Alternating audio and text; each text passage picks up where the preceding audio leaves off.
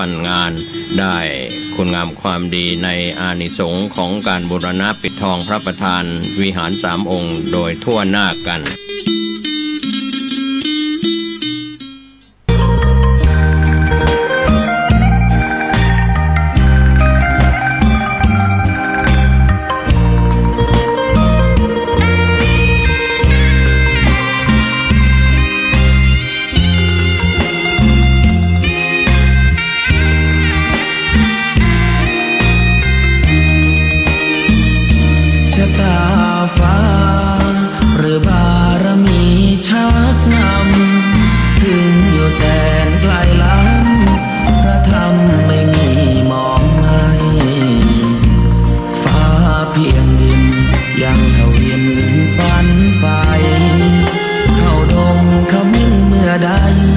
อิ่มอกอิ่มใจเสมอสายทางคนดีใจน้อมอธิษฐานบารมีสิ่งดีที่ได้พบเจอเห็นชายผ้าเหลืองทุกวันฝันเพ้ออยากบวชจริงละเมอเข้าวัดบ้านคงเป็นบุญที่เคยเป็นทุนสร้างมารักผ้าเหลืองดังว่าปรารถนายึดมั่นอยากบวชทุกทีผ้าเหลืองคืนนี้ผูกพันอยู่ในใจทุกวันใฝ่ฝันถึงผ้าเหลืองกายวาจาใจสัญญาว่าไม่เสื่อมคลายหัวใจมุ่งหมายเนิ่นๆไม่มีอะไรมากั้นให้คนคืนศรัทธาผ้าเหลืองบวชเป็นเรื่องใหญ่เราวันรอคอยเข้าโบสถ์ได้บวชเสียทีเป็นคนสุขเต็มที่ตามรอยความดีพระพุทธเจ้าไม่ลืมบุญคุณพ่อแม่การุณเลี้ยงเราผ้าเหลืองห่มกายคลายเศร้าพ่อเราแม่เราศรัทธาสุขใจจริงๆเป็นชายแต่หัวใจสิงพูดจริงทำจริงทุกราทุกคืนทุกวันผ้าเหลืองพันผูกกายาโอ้น้อวาสนาพระธรรมนำพาชีวิต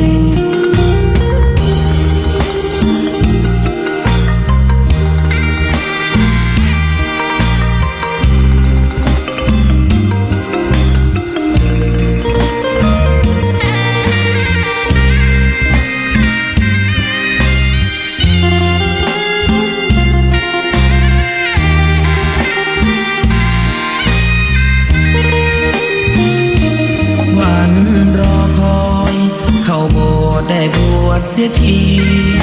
เป็นคนสุขเต็มที่ตามรอยความดีพระพุทธเจ้าไม่ลืมบุญคุณพ่อแม่การุณเลี้ยงเราผ้าเหลืองห่มกายคลายเศร้าพ่อเราแม่เราศรัทธาสุขใจจริงๆเป็นชายแต่หัวใจสิงพูดจริงทำจริงทุกราทุกคืนทุกวันผ้าเหลืองพันผูกกายาโอ้น้อวาสนาพระธรรมนำพาชีวิต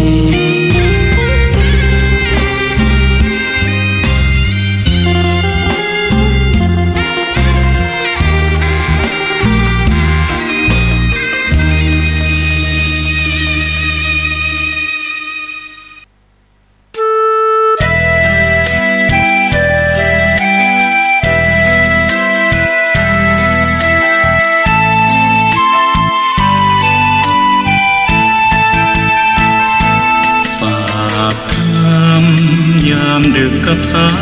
ยลมเพื่อความ สุขสมทวนทั่วทุกหัวใจถึงคนทั้งโลกซึ่งอยู่แดนไกลจากคณะสงฆ์เชียงใหม่ที่ได้ตั้งใจเทศกลอนป่านนี้ศรัทธาลับหรือยังหรือกำลังฟังคลื่นนี้กันอยู่หนอขอจงตั้งใจฟังให้เพียงพอฟังด้วยหัวใจจดจ่ออย่าท้อและถอยเลยคืนไหน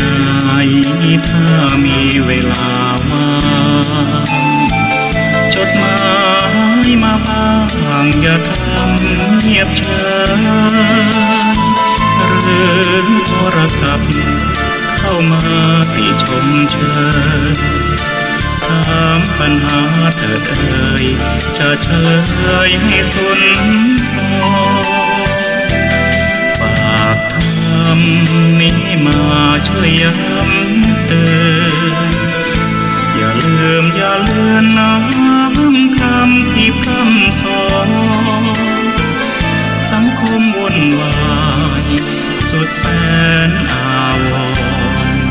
วันกลัวโลกจะรุ่มร้อนวันธรรมจะลับลอย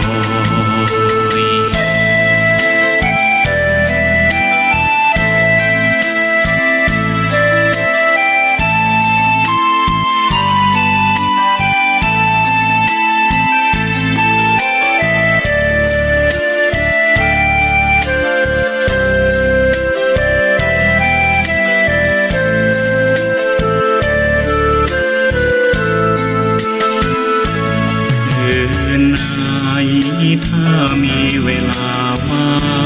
งจดหมายมาบ้างอย่าทำเงียบเฉยหรือโทรศัพท์เข้ามาติชมเชยถามปัญหาเถิดเอ่ยจะเฉลยให้สุนทรฝากทำนี้มาช่วยย้ำเตือนอย่าลืมอย่าเลือนน้ำคำที่พร่ำสอน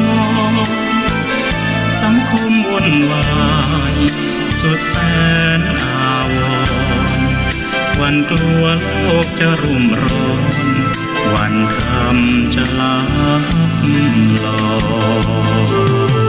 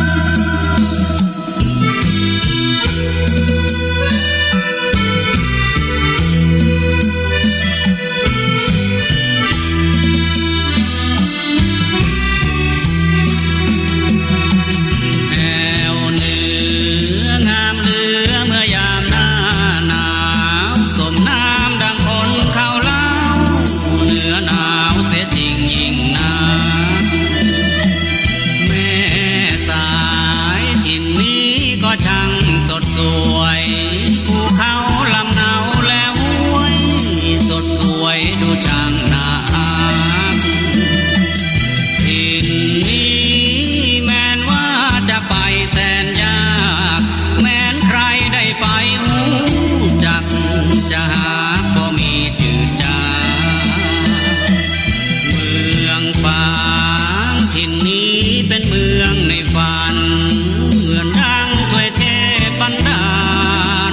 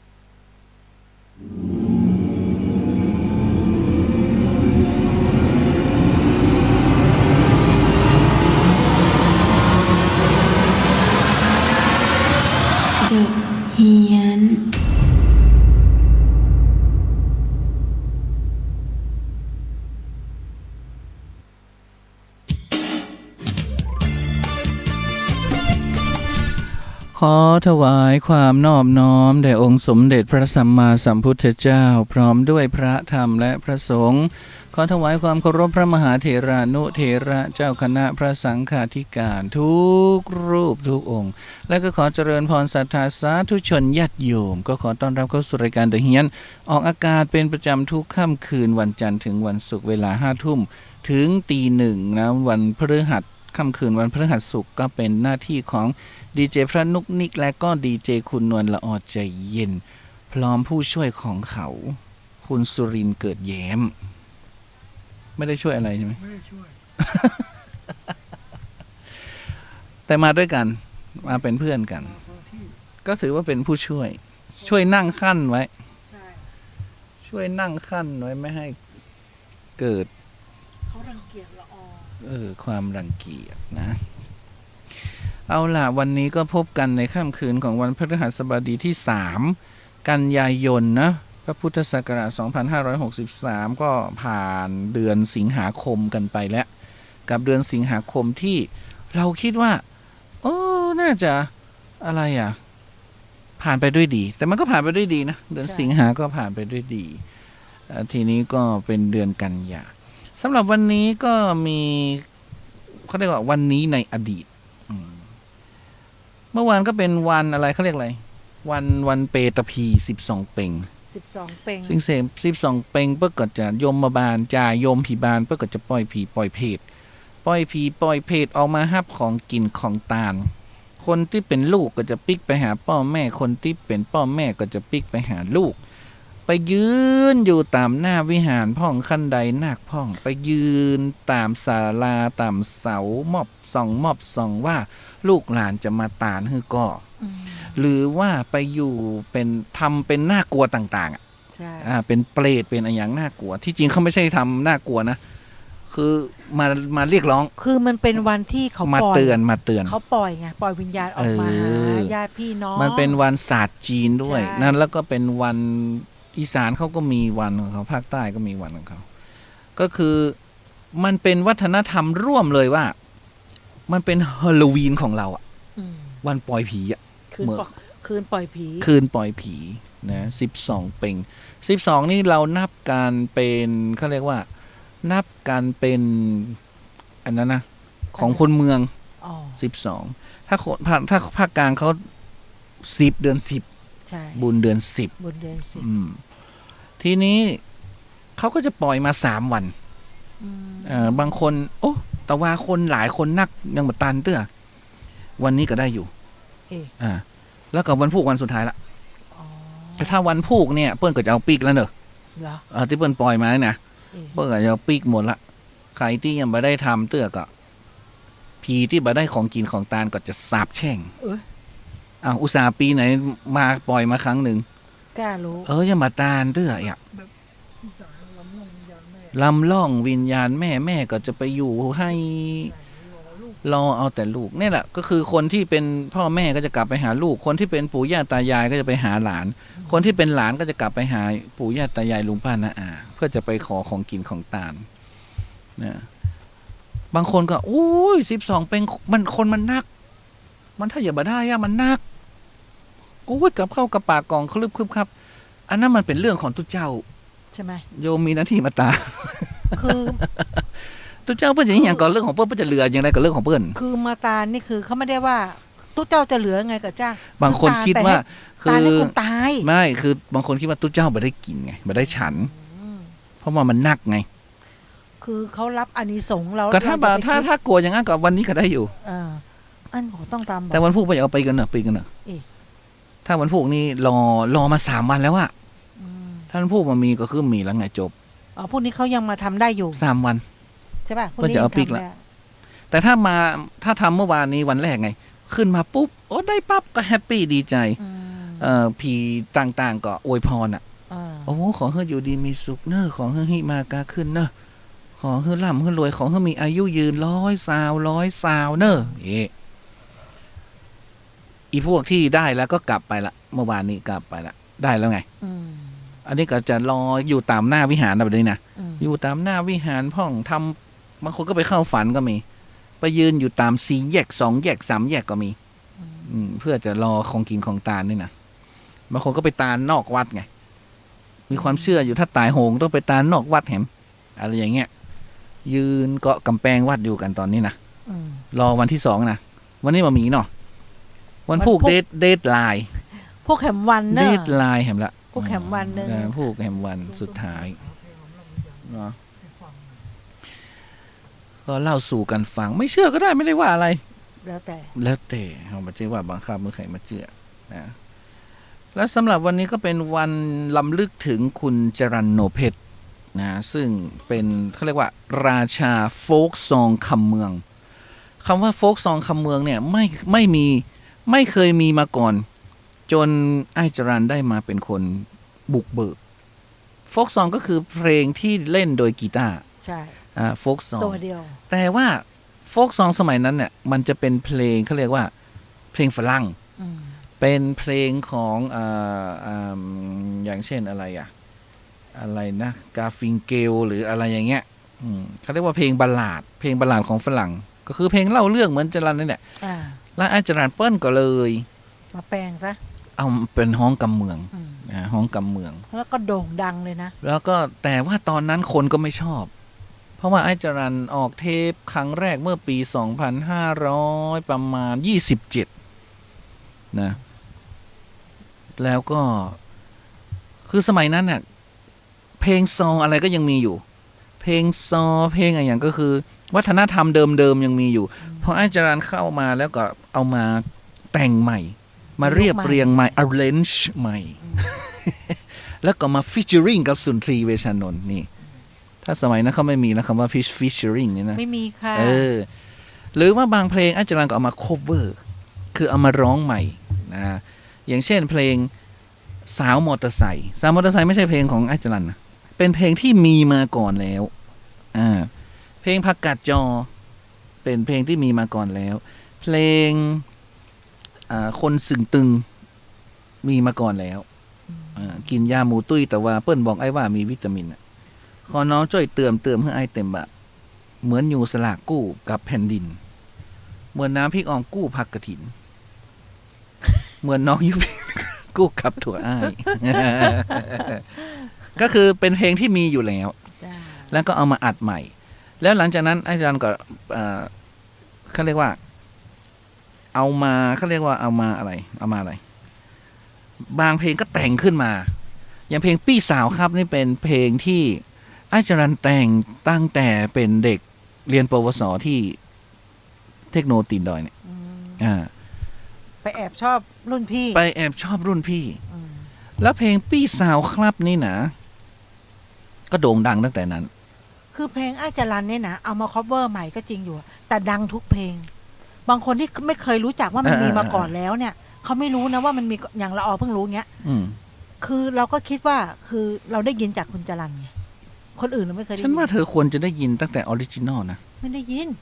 นจากจรัญ อายุ เนี่ยแห อา ละ นามเธอเนี่ยมันต้องได้ คือคนภาคกลางก็ไม่ได้มาฟังเพลงพื้นเมืองบอก ใช่ไอ้จรัญเป็นคนบุกเบิก ใช่ ให้เพลงพื้นเมืองเนี่ย มันดัง ไป ไปสู่ สู่ ภาคก ภา ลา ค ง กลาง แล้วหลังจากนั้นไม่มีอีกเลยนะ ไม่มี ไม่มีใครทำได้ ก็มีลานาคามิน ใช่ ก็อาจจะทำได้ ทำได้ไม่เหมือนเท่าคุณจ แต่ รัญ หลังจากนั้นก็ไม่มีแล้ว เพราะ แล้วก็มีไม้ รู้จั เมือง ไม้ ไม้ เมืองก็พอได้ คือมารู้จักก็คือที่มันดังไปถึงภาคกลางอะก็เป็นพี่สาวครับ ตอนนี้ผมเป็นหนุ่มแล้วครับ ใช่ มีมันยิงมาไล่ อันนั้นดั จับ เพราะภาคกลางเขา แล้วก็มีนักร้องเกาหลีเอาไปร้องนัก เพลงสมัยก่อนเนี่ย ถ้าเกิดภาคสมมติภาคเหนือนะ อืม ไปดังภาคกลางได้ถือว่าเยี่ยม เพลงอะไรก็แล้วแต่ ใช่ ถ้าไปดังภาคกลาง ก่อน ได้ ร่วมสมัยอาจารย์ก็ไอ้หนุ่มดอยเต่าอะนกแล อ่าน กแรนี่ดังจากนอกเข้าใน ไอ้หนุ่มดอยเต่า บางทีเนี่ยเขาดังรอบนอกหมดแล้ว ในคนกรุงไม่รู้จักถึงจะเอาเข้าไปทีหลัง หลังๆก็เพลงอีสาน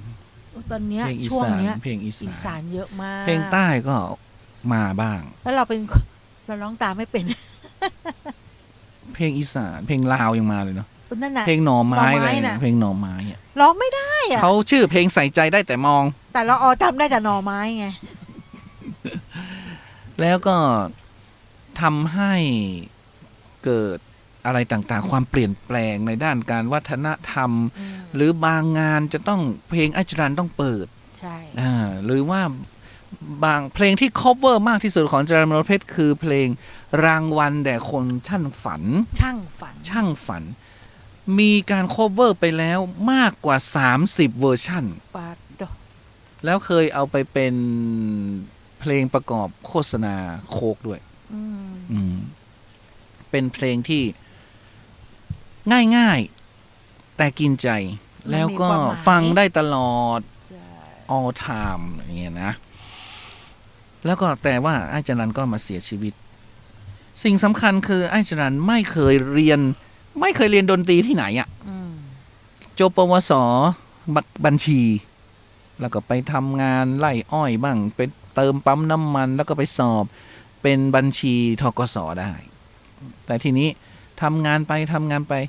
คือเมื่อคืนก็ร้องเพลงอ่ะเมื่อคืนก็ไปร้องเพลงกีตาร์ตัวเดียวก็ไปร้องเพลงเหมือนที่เราเห็นเนี่ยพวกที่เอากีตาร์หิ้วข้างหลังแล้วก็ไปร้องหมูกระทะอย่างเงี้ย ใช่ สมัยนั้นก็ไปร้องโรงแรมบ้างร้านอาหารต่างๆทำให้งานประจำเนี่ยมันเสียเพราะว่ากลางคืนต้องร้องเพลง ก็เลยลาออกทกสลาออกทกสเสร็จมาร้องเพลงอย่างเดียวเลย มาร้องเพลงแล้วก็จนกระทั่งคุณลุงคุณลุงผู้จัดการก็ชื่ออะไรผู้จัดการอาจารย์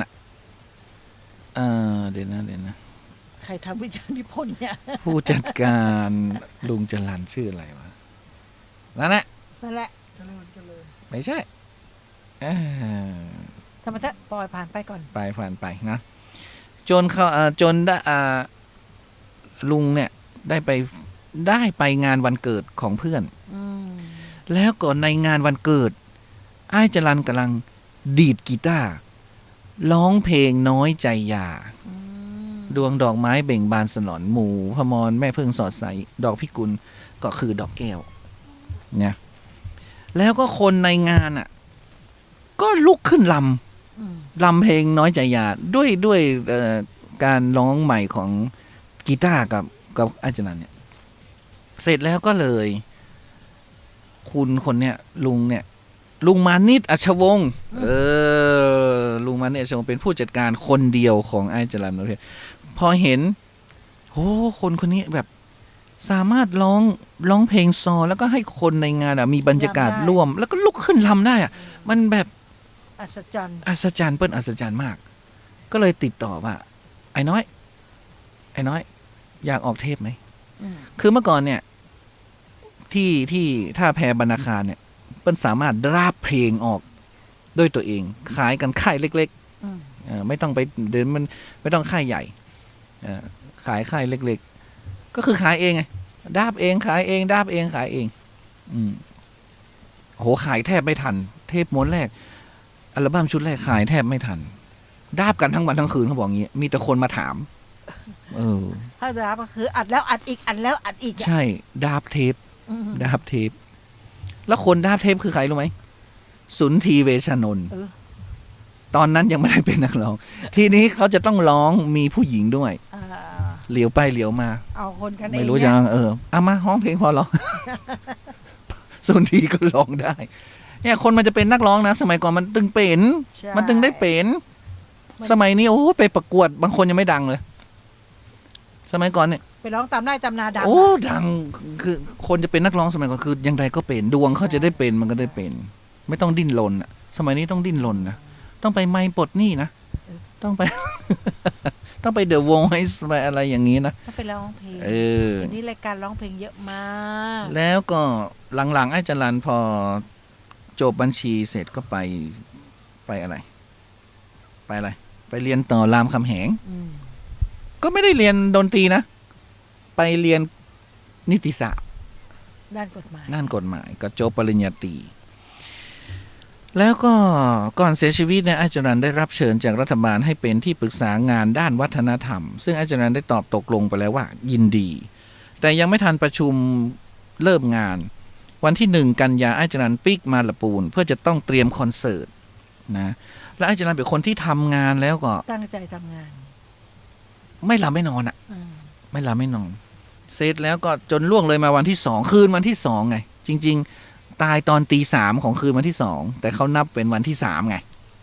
ก็คือทำงานตั้งแต่วันที่1 2ใช่ไหมทั้งวันทั้งคืนไม่ยอมทำเพราะรีบเร่งไอ้จรัญไม่เรียนดนตรีไม่เคยเรียนโน้ตแต่เขียนเพลงซิมโฟนีออร์เคสตราได้เป็นสุดยอด ความสามารถพิเศษ ความสามารถ ส่วนตัว อัจฉริยะก็คือตี3ของวันที่3กันยา2544อาจารย์ก็เลยเสียชีวิตด้วยโรคหัวใจล้มเหลวเพราะทำงานหนักเกินไปทำงานเยอะเกินไม่ได้พักผ่อนตายอายุ50เองโอ้ตอนนั้นสร้างความตื่นตะลึงให้กับคนทั่วประเทศนะผู้คนก็เดินทางมาทุกสารทิศนะวันที่8กันยาก็ได้รับพระมหากรุณาธิคุณจากพระบาทสมเด็จพระเจ้าอยู่หัวรัชกาลที่9มีการพระราชทานเพลิงศพเป็นกรณีพิเศษนะแล้วก็กระดูกของอาจารย์ก่อน1เอาไปไว้ที่สุสานที่ประตูหายาสุสานตระกูลของเปิ้ลเพราะเปิ้ลเป็นลูกเจ้าแม่เปิ้ลคือเจ้าต่อมคำณเชียงใหม่เปิ้ลก็เลยไปอยู่ในสุสานณเชียงใหม่ที่นั่นใดแล้วก็บางส่วนก็เอาไปโปรยบนยอดดอยหลวงเจียงดาวเพราะไอ้จรัญสั่งไว้ว่าไอ้ชอบดอยหลวงตอนนี้ก็เฝ้าดอยหลวงอยู่นั่นคงจะดีดกีตาร์ดีดพินอยู่แถวนั้นเราก็ไปเยี่ยมเลยไม่ แล้วก็ครบปีนี้นะ19 ปีที่อาจารย์จากไปแล้วเนาะแต่วันนี้ก็มีการล้ำลึกนะมีการล้ำลึกถึงมากมายไม่ว่าจะเป็นที่มช.เพราะว่า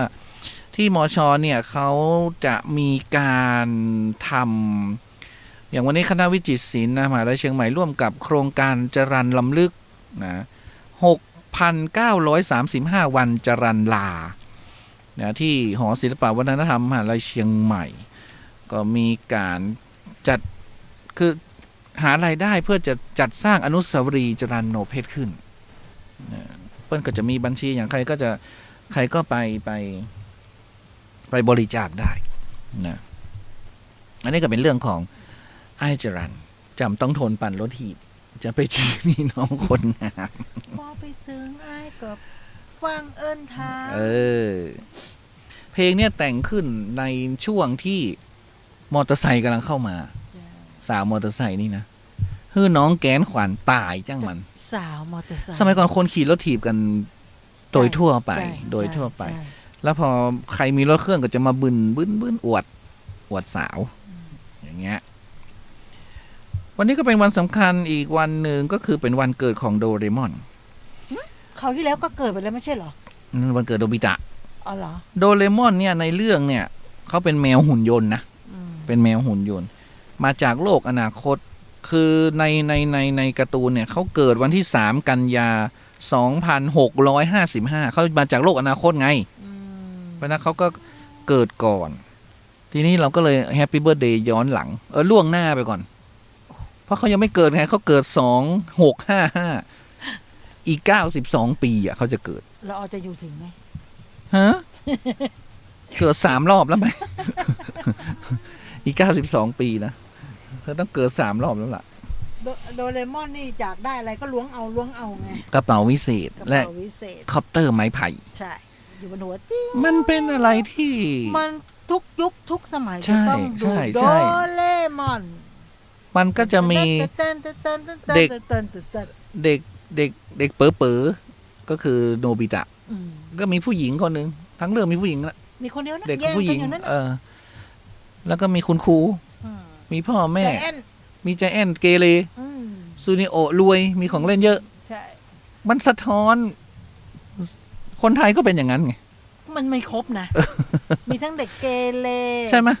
มันคือชีวิตอ่ะมันคือชีวิตของเราอ่ะก็เหมือนแฟนฉันไงก็จะมีเด็กผู้หญิงอยู่คนนึงพ่อแม่อันนั้นคือลอกเรียนโดเรมอนเลยแล้วก็แย่งกันอยู่นั่นแหละแล้วก็เป็นความใฝ่ฝันว่าเราน่าจะมีใครสักคนเนาะที่มาช่วยเราอ่ะคือโดเรมอนอ่ะมันจะช่วยเราทุกอย่างอ่ะเนาะมีประตูเปิดนี่ไปซดเอาปุ้นเนี่ยหรือว่า มีวุ้นแปลภาษาพูดภาษากินแล้วพูดได้หมดอะไรเงี้ยถ้ามีโดเรมอนไว้บ้านเราหรือของเราสักคนนึงมันเป็นความฝันลมๆแรงๆว่าเราจะมีฉันอยากจะได้ว่าเราจะมีโดเรมอนฉันอยากได้นี่โดเรมอนแต่ทุกครั้งเนี่ยทุกครั้งคือโนบิตะจะเอาไปลุหมดไงลุหมดเอาไปทำเกินอ่ะ พอรู้ว่ามีปุ๊บโอ้โหตื่นตาตื่นใจเอาไปแล้วมันสนใจไง อะไรอย่างเงี้ยอ่ะวันนี้ก็มีข่าวร้ายๆของประเทศไทยให้ละอออ่านเถอะฉันไม่อยากอ่าน เป็นปวด เพราะฉันไม่ได้ติดตามละออเธอติดตามเธอต้องเป็นคนอ่าน ไม่ได้ติดตามแต่เขาแถลง ฉันไม่ได้เป็นคนติดตาม ใช่ไหมคะก็คือกระทรวงสาธารณสุขนี่แหละเขาก็บอกว่ามีเขาเรียกว่าผู้ป่วยโรคเอดส์โรคเอดส์ว่ะ คล้ายๆกัน โควิดนะคะก็ระบาดในไทยซึ่งคนเนี้ยไม่ได้ไปไหนเลยนะอยู่ในประเทศไทยเขาเป็นดีเจก็บอกว่าเมื่อเวลา 18 นาฬิกาเขาแถลงข่าวไง นายแพทย์สุวรรณชัยวรรณะยิ่งเจริญชัยอธิบดีกรมควบคุมโรคแถลงข่าวนะคะนักโทษที่ติดโควิด -19 ซึ่งเป็นนักโทษใหม่เข้ามาในทันตสถานบำบัดพิเศษกลางเมื่อวันที่ 26 สิงหาคมนะคะก่อนจะตรวจพบว่ามีการติดเชื้อ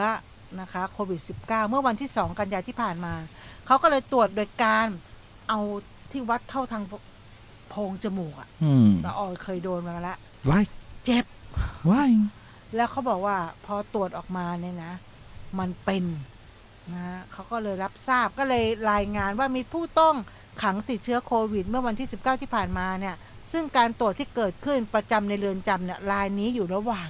แยกกักกันเข้าแดนปกติเป็นผู้ต้องขังเขาเรียกว่าแลกรับแต่ภายหลังตรวจแล้วพบเนี่ยยืนยันแลบ2 แห่งพบว่ามีเชื้อโควิดจริงก็เลยส่งทีมลงสอบสวนเป็นทีมจากกรมควบคุมโรคนะคะสำนักงานอนามัยที่กรุงเทพและทีมราชทัณฑ์เขาบอกว่าผู้ป่วยเนี่ยเริ่มมีอาการเนี่ยเมื่อวันที่ 29 สิงหาคม 2563 ก็คือ 1 มีเสมหะแต่อาการไม่ชัดเจนก็จึงเก็บตัวอย่างไว้ในโพรงจมูกนะคะเก็บตัวอย่างในโพรงจมูกมาตรวจจึงพบเชื้อหลังซักประวัติไปย้อน 14 วันเบื้องต้นอาศัยอยู่กับครอบครัวในคอนโดมิเนียมย่านบางมดครอบครัวถือเป็นผู้สัมผัสเสี่ยงสูง เขาปิดคอนโดอย่าง ปิดสิ 5 คนก็แยกกักกันต่อไปส่วนผู้ป่วยเป็นดีเจเนี่ยทำงานอยู่ที่ร้าน3 วัน 2 คืนสาขาพระราม 3 และพระราม 5 รวมถึง ปิดหรือยัง ปิดสิ รวมถึงร้านย่านถนนข้าวสารและที่เขาไปมาล่ะนอกจากนี้นะคะวันนี้ไปขึ้นศาลวันที่ 26 สิงหาก็เป็นคดีเกี่ยวข้องกับยาเสพติดนั่นแหละมีผู้สัมผัส 20 คนคือทนายความเจ้าหน้าที่เรือนจำนักโทษที่ร่วมตัดสินคดีนะคะผู้ร่วมรถโดยสารแต่แยกกันออกไปส่วนผู้ต้องขังแรกรับในวันเดียวกันมีทั้งหมด 34 คนไม่มีการติดเชื้อจากการตรวจวันเดียวกันซึ่งขณะนี้ยังสอบสวนไม่เสร็จนะคะก็จึงเรียนมาให้ทราบก่อนทางด้านกรมราชทัณฑ์เขาดูแลก็เป็นผู้ต้องขังเป็นประจำอยู่แล้วแล้วผู้ต้องขังออกไปนั่นไปนี่ได้ไงไม่อันนี้แรกรับไงเพิ่งโดนจับไงฮะเพิ่งโดนจับหมายความว่าผู้ต้องหาเขาทำคดีนะเขาเป็นอะไรเป็นยาเสพติดจับปุ๊บแล้วก็ตรวจแล้วก็เจออย่างเงี้ยเหรอก็ก่อนจะเข้าไปเขาต้องตรวจหมดไงก็เจอสิแล้วคันนี้แล้วใครอยากอยู่ด้วยทีนี้เขาก็แยกออกไง ก็คือคนที่อยู่ด้วยก็คือมันแลกรับใช่ไหมก็พวกทนายพวกที่นั่งรถไปเดินด้วยกันนั่นนะไม่รู้สักคนนั่นแหละแต่เขาใส่หน้ากากอยู่มั้งใส่กาดตกไหมมันคงไม่หรอกกาดตกไม่ตกมั้งกาดไม่ตกมั้งอาจจะใส่อยู่เขาก็บอกว่ารวมถึงต้องย้ายพวกต้องขัง34 รายที่อยู่ห้องเดียวกันนะแล้วก็ไปเฝ้าระวังโรค14 วันก็เขาก็บอกว่าผู้สัมผัสจริงๆเนี่ยมี 5-7 คนที่กำลังอยู่ต่างจังหวัดไม่ยอมบอกจังหวัดไหนนะโดยมีการเก็บตัวอย่างไปตรวจโรคพร้อมกับแยกตัวกักกันนอกจากนี้เจ้าหน้าที่กำลังตามไปถึงสถานที่ทำงานของผู้ป่วยซึ่งจะได้ปิด3 วันเพื่อทำความสะอาดรวมถึงตามหาผู้สัมผัสเสี่ยงสูงเพื่อแยกกักกันเดี๋ยวก่อนเป็นดีเจเนี่ยหมดแล้วนะใครไปเที่ยวมันต้องระบุมาเลยว่าเขาทำที่ไหนไม่รัฐบาลเขายังไม่มีมาตรการอะไรใช่ไหมเขายังไม่สั่งให้ทำอะไรใช่ไหมยังตอนนี้ก็ปิดไปก่อนเพราะว่ามันอยู่แค่แรกรับเนี่ยยังไม่ได้เข้าถึงแดนมันไม่ได้กระจายหรอมันก็คนเดียวไปได้หรอโอ้เข้าไปนี่ก็คือคนที่นั่งไปด้วยล่ะก็กักแล้วไงก็กักแล้วไงก็กักไปหมดแล้วไงแล้วก่อนหน้านั้นล่ะแล้วเขาไปติดจากใครมาเพราะเขาไม่ได้ออกต่างประเทศอยู่ในประเทศไทยนะ ดีเจคนนี้ไม่ได้ไปต่าง เออ ดีเจคนนี้ไม่ได้ไปต่างประเทศ ไม่เคยได้ไป มัน ไหน มาจากไหนลอยมาจาก เขาอยู่ ฟ้า กรุงเทพเนี่ยเขาจะต้องไปโดนสุ่มเสี่ยงกับใครสักคน ก็เห็นว่ามันไอ้ไรเชื้อมันขยายมากขึ้นนี่จาก14 วันนี่ไม่พอไม่แสดงอาการ ใช่ ต้อง20 วันกว่าวันขึ้นไปจนถึง1 เดือน คือที่น่าตกใจก็คือถ้าคุณกลับมาจากต่างประเทศเราก็รับรู้ได้ไงว่าคุณไปเอาเชื้อมาจากต่างประเทศ แต่เนี่ยมันติดในประเทศไทย ก็ไม่เป็นไรเขายังไม่ได้สั่งให้ทำอะไรเราก็ไม่ต้องทำอะไร เราก็ล้างมือกินช้อนร้อนกลา ก็ ง คือใช่ใช่ใช่ ตอนนี้ก็คือ เขายังไม่ได้สั่งอะไร คือตอนเนี้ยเขาบอกว่าไม่อย่ากาดอย่าตก และอีกอย่างหนึ่งประเภทเพื่อนบ้านเราไงเขาเป็นหนักมาก ใช่ เป็นหนักมาร อก บสอง ใช่ เป็นรอบสอง เสร็จแล้ว รอบ คน สอง ใน ระบาด คนในประเทศเขาเนี่ย ก็หนีเข้าประเทศไทย เราปิดด่านแล้วใช่ไหม เขาไม่เข้ามาทางด่านนี่เขาปิดไปแล้ว แต่เขามาทางตะเข็บชายแดน ทางธรรมชาติ ใช่ เส้นทางธรรมชาติ อย่างแม่สายเนี่ยคลองแค่นั้นน่ะลำน้ำอ่ะเขามาทางลำน้ำเขาก็บอกว่าเขาข้ามมาจากข้ามแค่นั้นอ่ะ ข้ามมาพอข้ามมาปุ๊บมาตรวจพบเขามีไข้เขาก็จับกักกัน ไอ้ที่จับได้ก็จับได้ไอ้ที่จับไม่ได้ล่ะ เพราะพวกนี้คือก็หนีเข้ามาเหมือนกัน เพราะหนีอะไรกลัวเป็นโรคโควิด เพราะว่าเขาหนักไงที่ประเทศเขา ใช่ เพราะหนักปุ๊บมันก็กระ แล้ว ทะลั กาก ร เข้า แพ ไท ท ย ย์การอะไรของเรามันดีกว่า ใช่ ของเรามัน เขาก็ ได้รับการ กล่าวว่า ชื่นชม ถ้าเป็นก็ขอมาเป็นในไทย ถ้าติดก็คือทางแพทย์ การดูแล ไทย การอะไร มันก็รอด แต่ครั้นี้เราก็สุ่มเสี่ยงตอนนี้คือเขาเรียกว่า กาดไม่ต้องตกเลย เพราะยิ่งเชียงใหม่ยิ่งแล้วใหญ่ เชียงใหม่เชียงราย เป็นเมืองใหญ่ไง เชียงใหม่เชียงรายมันอยู่ใกล้เขตตะเข็บชายแดนไงตุ๊กใช่ไหมพอเขาเข้ามาได้ปุ๊บมันก็ได้หมด มันมาได้ทั้งเวียงแหงมาได้ทั้งทางไหนอะที่ไปหลวงปู่อะเขาเรียกเวียงแหป่ะทางนั้นอะ เชียงดาวไงด่านเชียงดาวมันมี ใช่ ด่านธรรมชา อั ติ นนั้นคือเข้าได้ง่ายๆ ออกง่ายๆ เพราะมี เหรอเธอเคยเข้าออกเลยเหรอ ก็มีเพื่อนไง นั่งรถไปบอกว่า ฉันยังไม่เคยไปเลย ถ้านั่งนอกกระบะจะโดนจับ แต่ถ้านั่งในแคปไม่เป็นไร ทำหน้าเนียนๆไป เขาบอกว่าแล้วโดนไหมตอนออกไปกับเข้ามา ก็ไม่มีอะไรนี่คะก็ไปได้อย่างสบายกับอย่างสบาย ตอนนี้เขาก็คงจะสั่งเข้มงวดแล้วล่ะ คงเข้มแล้ คง ว จะเข้มงวด เพราะว่า แล้ว ข่าวช่วงนี้ออกเยอะ แล้วแถวพระราม3ถนนเข้าสาร ปิดยังปิดแล้วมั้ง แน่นอน เพราะเขาเป็นดีเจย่านนั้นไง แล้วมันก็อีกเดือนเดียวก็จะออกพรรษาเนาะ ตุ๊กก็จะไปไง ฉันก็จะไปเนี่ย ไปสิไปเลย แล้วมันมาแพร่หลายอีกแล้วเนี่ยเดี๋ยวก็จะไม่ได้ไปอีกแล้วนะ เขาบอกผู้ป่วยเนี่ยรายเนี้ยเป็นผู้ป่วยที่อยู่ระหว่างการกักกันนะในทันตสถานพิเศษกลาง ก่อนจะมีการย้ายไปแดนต่างๆ หลังจากครบ 14 วัน ซึ่งอาการไม่ชัดแต่มีเสมหะ เจ้าหน้าที่ตรวจพบโควิด -19 ตั้งแต่วันที่ 2 ละ แล้วก็ยืนยันในห้องแลบแล้วว่าเป็นผลบวก เขาบอกว่าอยู่กับครอบครัวที่คอนโดบ้านสวนสน พุทธบูชา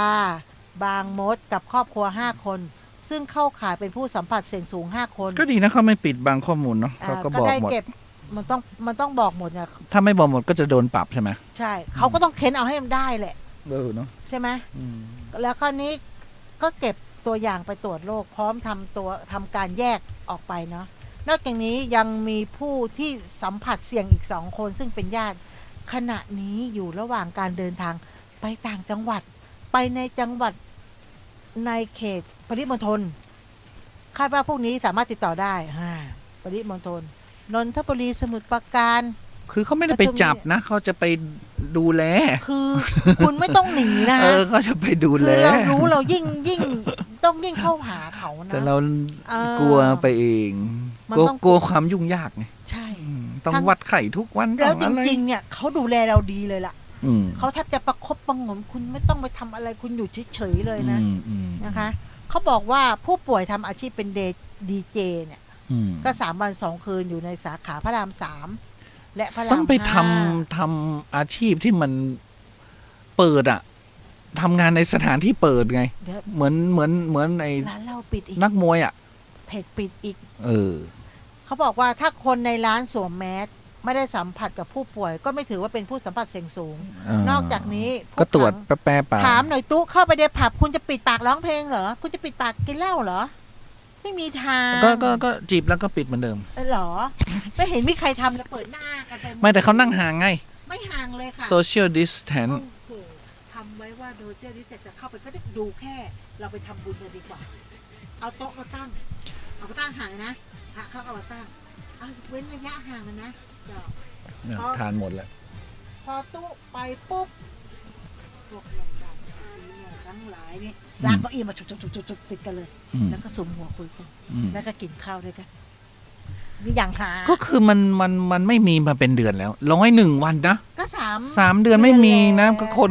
ก็คงจะมันก็ต้องกาดตกแหละ ใครจะมาเป็นวิตกกังวลอยู่ตลอดเวลาไง แต่เราเอาออกข้างนอกคือใส่ตลอด เอาทานหมดแล้วต่อไปแล้วเนี่ยทานหมดแล้วไม่ดัง คือเราเอาออกข้างนอกเนี่ย ทุกอย่างเราต้องเตรียมพร้อมเดี๋ยวนี้มันต้องเป็นปัจจัยสำคัญเลยนะคะสำหรับเหมือนเขาบอกว่าที่มีข่าว อืม เซเว่นสาขาหนึ่งอะ อืม ที่เข้าไปเตือนบอกว่า คุณไม่มีแมสไม่ให้เข้า อืมอืม คนนั้นไม่พอใจ อืม ไม่พอใจแล้วก็ไปตบเอาเลย อืม ไปตบเขา อืม ไม่พอใจไปตีเขาตบเขาอะว่า มาว่าเขาทำไม อืม เขาไม่พอใจ อืม ก็คือพนักงานก็ทำตามหน้าที่ ถ้าคุณไม่มีแมสคุณไม่ต้องเข้า อืม ใช่ไหมคะ อืม ก็เป็นข่าวกันคือไม่พอใจไงตบเลย อืม สั่งกูได้ไงกูจะไม่ใส่ ก็เมื่อกี้ก็มีข่าวรปภไปเตือนขับรถย้อนสอน อ๋ออันนั้นก็ถูกชก ตีรปภ เดินมาตีเลยนะ ตีเลย แค่เราพอบอกว่าห้ามย้อนเขาก็ทำตามหน้าที่ของเขา อืม แต่คนนี้หัวร้อนไง คนมัน ตีเลย คงเครียดอ่ะ มันหลายอย่างต ก็ อน เห นี้ มือนกับที่มอเตอร์ไซค์กับรถกระบะทางใต้อะ อืม ที่เขาโวยวายแล้วบอกผลักอกผมทำไมผลักอกผมทำไมอะ อืมอืม ก็คือข่าวก็คือเขาบอกว่ารถกระบะคันเนี้ย อืม ปาดหน้าเขา อืม แล้วเขาเป็นมอเตอร์ไซค์เขาเสียหลักเขาก็ไม่โวยวาย อื ก็ ม มีอาการเมาด้วยแหละก็ลงไปเพื่อจะตามเข้าไปในศูนย์ราชการ เอาเสียงหายละออนอ่ะ อันนี้ อืม ทีนี้ยามอ่ะเจ้าหน้าที่เขาก็ไม่พอใจไงไม่ได้ยินเสียง ไม่มีเปลี่ยนทานถ้าแป๊บไม่เปลี่ยนทานทานหมด ไม่ใช่ไม่เลย อันนี้ไม่ดีอะไม้สายนี่ไม่ดี ดังละ ไม่มันดับแล้วมันมีสักขีดแล้วเนี่ย แต่ตอนนี้ได้ยินไหม ได้ยีดเดี๋ยวมันก็ดับอีก นี่ไงได้ยินนี่ อื ไง ม มันอยู่ที่ตัวนี้ด้วยนี่ไงพอเราขยับมันก็ แต่มันก็ได้ยินไงใช่ป่ะ ก็มันจะได้ยินแป๊บ อ่า ไปดูถ่ายมาก่อน ๆแล้วก็อะไรเขาทำอะไรอีกเขาก็ยังไม่ทำอะไรเนาะ ยังค่ะ อืม คือตอนนี้ก็เฝ้าระวังไว้ก่อนนะคะ ก็จะถ้าไปปิดทั้งประเทศมันไม่ได้ มันไม่ได้ ตอนนี้ ะ ก็คือ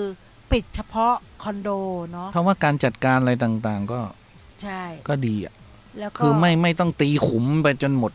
อืม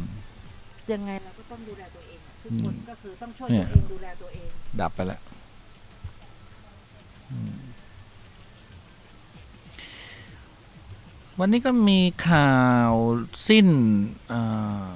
หลวงปู่สิงห์ทองเกจิดังเมืองยโสธร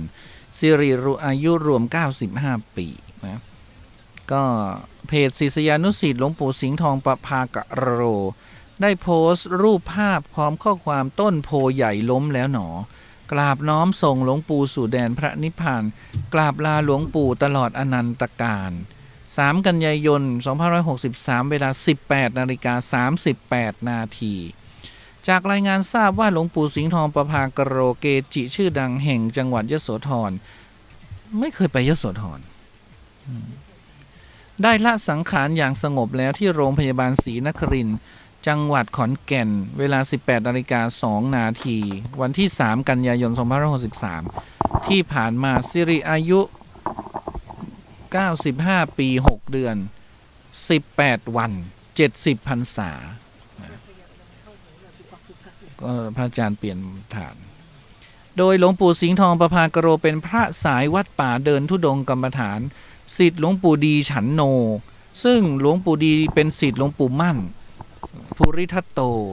มีวัดปฏิบัติที่ดีงาม จึงมีญาติโยมพุทธศาสนิกชน เดินทางไปฟังพระธรรมเทศนาปฏิบัติธรรม รักษาศีลไม่ได้ขาดนะก็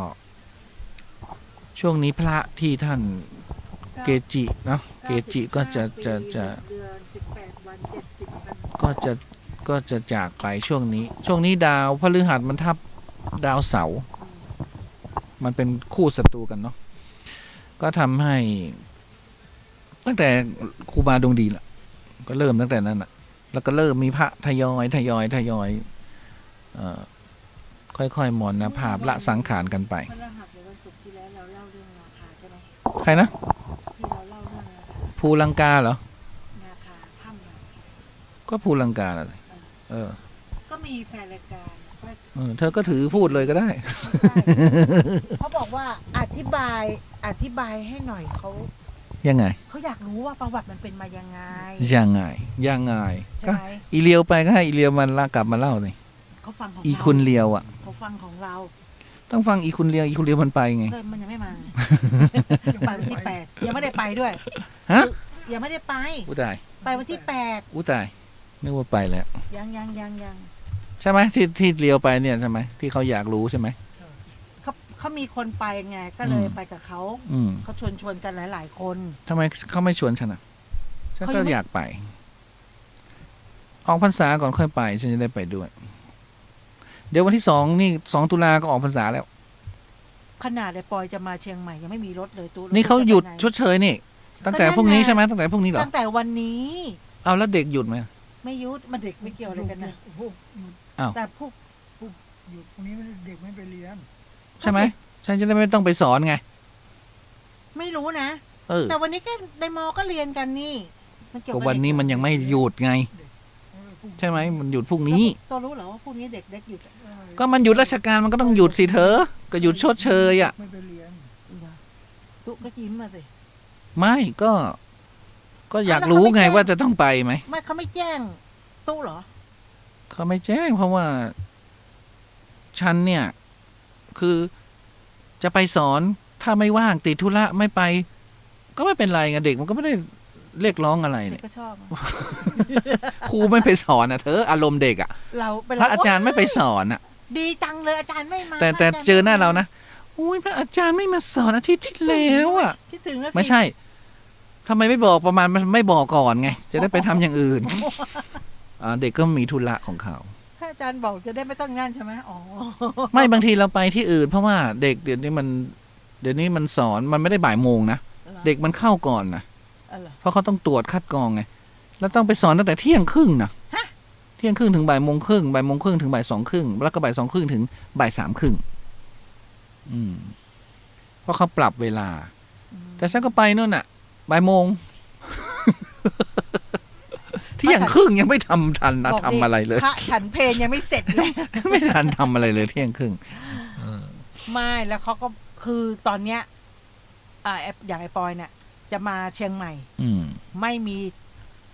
เครื่องบินทำไมไม่ เต็ นั่ง ม เครื่องมา เต็ม ใช่ไหม เต็ม ทำไมไม่นั่งรถทัวร์มาทำไมไม่นั่งรถไฟมาทุกขบวนการเต็มหมดทุกอย่าง เต็ม ไม่ต้องถาม แล้วทำไมไม่จองล่วงหน้า อย่างเครื่องเนี่ยคำว่าจองล่วงหน้าเนี่ยเขารู้มาก่อนล่วงหน้าเขาก็บุบบับ หมด เต็มหมด อืม เครื่องบินนะ อืม ก็ตอนนี้ก็มาก็ได้แต่แพงมาก 3,000น่ะก็มาได้ กลับไปกับ6,000น่ะ มันบอกนอนอยู่หอดีกว่า เสร็จแล้วรถทัวร์รถไฟไม่ต้องไปถาม เต็มหมด มันก็เลยนอนบอกหนูก็นอ ก็ น ให้มันซื้อรถยนต์แล้วให้มันขับกลับมา บอกแม่มารับหนูต้องมารับหนู ถ้าเราไปหามันนะเราไม่ต้องไปแล้วเราไม่ หม ต้อง ด ไป เวลา หมดเวลาแล้ว หม ก็ ด ไปอ เว ยู่ ลา นู่นไง หมดเวลาการเที่ยว ใช่ไหม แต่เราเที่ยวได้ เพราะเราหยุดได้